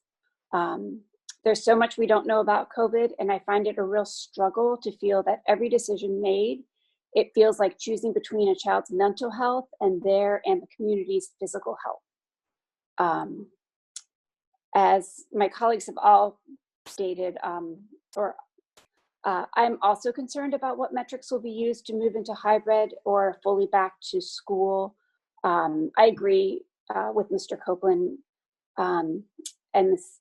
Gill that the testing and the contact tracing currently aren't to the level that would make me comfortable, but share Lori's and others' concern that without some identified metrics that there won't be a specific point in time in which we can say, okay, we're ready to start moving back towards opening. And I agree that we need to identify those specific metrics quickly. I'm also really concerned about our most vulnerable students, and especially those special needs students who need daily interaction and support and for whom virtual schooling is not sufficient. for students who are struggling and for families for whom childcare is a serious concern. I want to make sure that we bring those special needs students to school as quickly as possible, and that the first few weeks of school includes a focus on how to provide in-person small group opportunities for those most in need, and for those who are transitioning to new schools. I think sort of that kindergarten, 6th grade, 9th grade transition can be really difficult. I'm concerned about equity and making sure all of our students get what they need. I'm concerned about our students' mental health and the need to make connections with teachers and peers.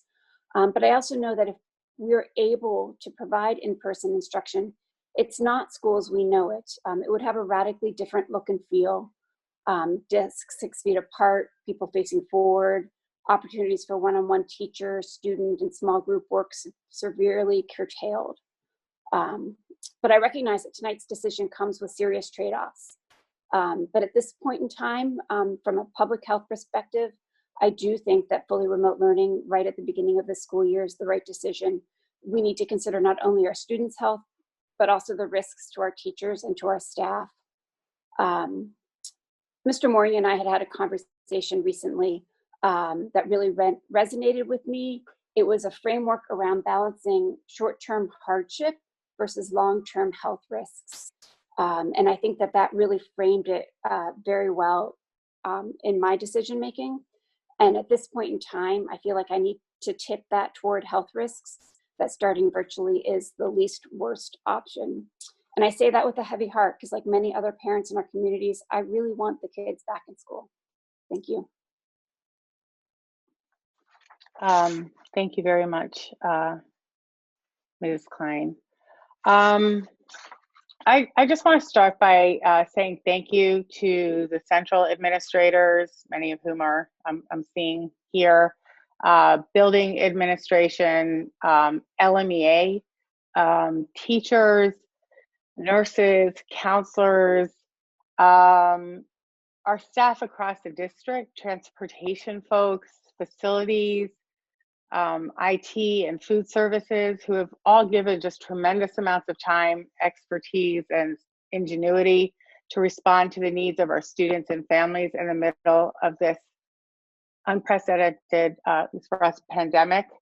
And, you know, our school district, like the districts across the country and world, really had to adapt with no lead time and continued educating our students. And I'm especially proud of the fact that we moved very quickly to provide Chromebooks for families who didn't have access to them, and that we've provided, I think, over 80,000 meals to students and families so far. And I'm also particularly thankful for the leadership of Superintendent Copeland during this difficult time, because of his deep well of experience, his thoughtfulness and creativity, and most of all, his laser-like focus on our students' educational experiences in all the different varieties.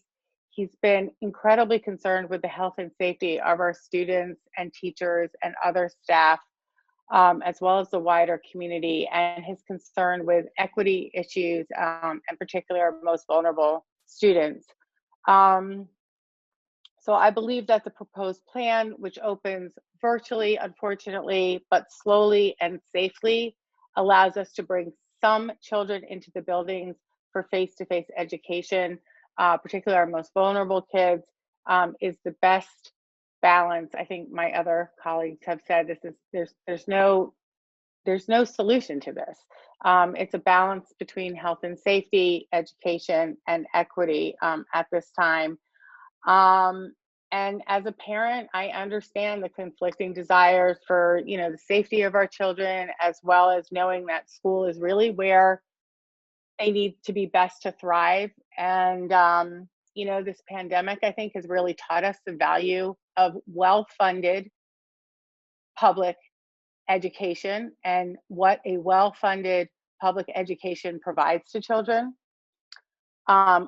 I've read these many emails from parents who want us to open immediately in some form. It's really heartbreaking to read about the hardship that some families and many students have been experiencing. I mean, all families, but there's really an equity issue here. as an educator myself, my own research is on both digital divide issues as they impact equity in education and employment and healthcare. And I've also done a lot of research on gender and occupational segregation and childcare issues for women, and particularly how that affects people with less resources.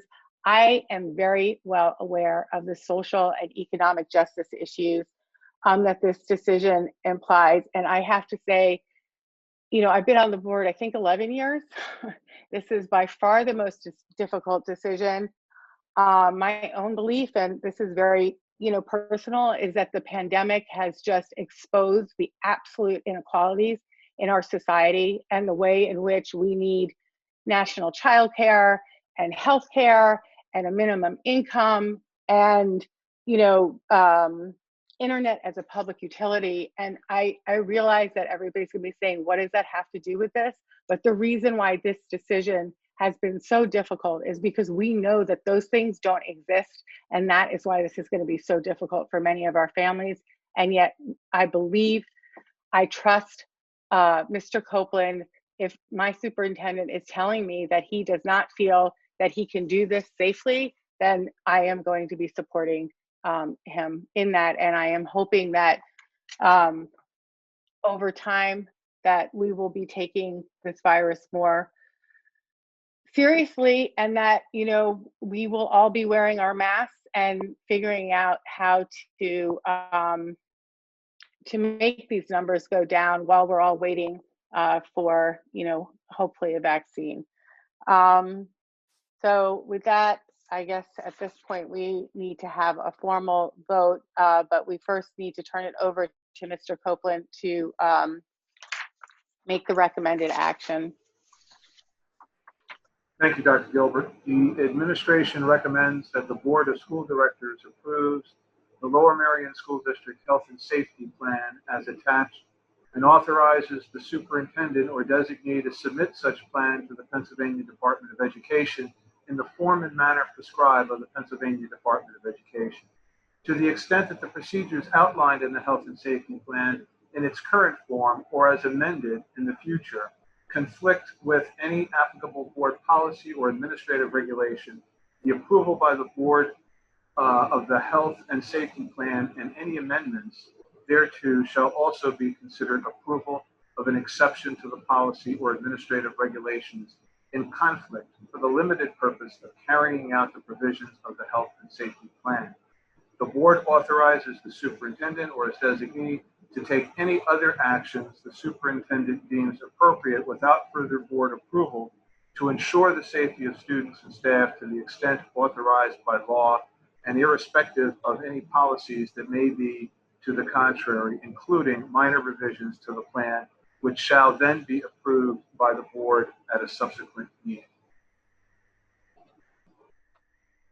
Great, thank you. At this time, I would like all board members to unmute, please, so that when we do the roll call, you will just be able to say yes, no, or abstain. Is everyone unmuted? Yes. Okay, before we go there, is there a motion to approve? So moved. Thank you. Is there a second? Second. Thank you. At this time, Ms. LaPera will take a roll call, which will be alphabetical, except I will be last. Ms. Thank LaPera? you. Thank you, Dr. Gilbert. Ms. Ackman? No. Mr. Driscoll? Yes. Ms. Finger? Yes. Ms. Kalish? Yes.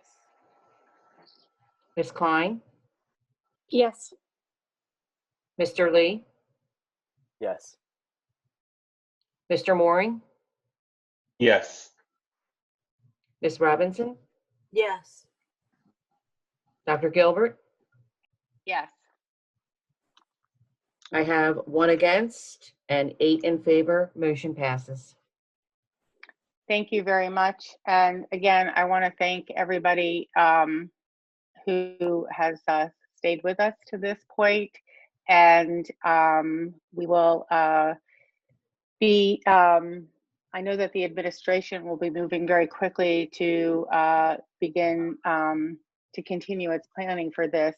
But I expect that we will have more communication so that families can get a better idea of what to expect.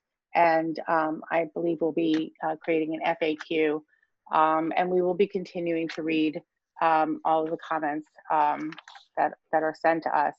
And with there being no further business, this meeting is adjourned. Thank you.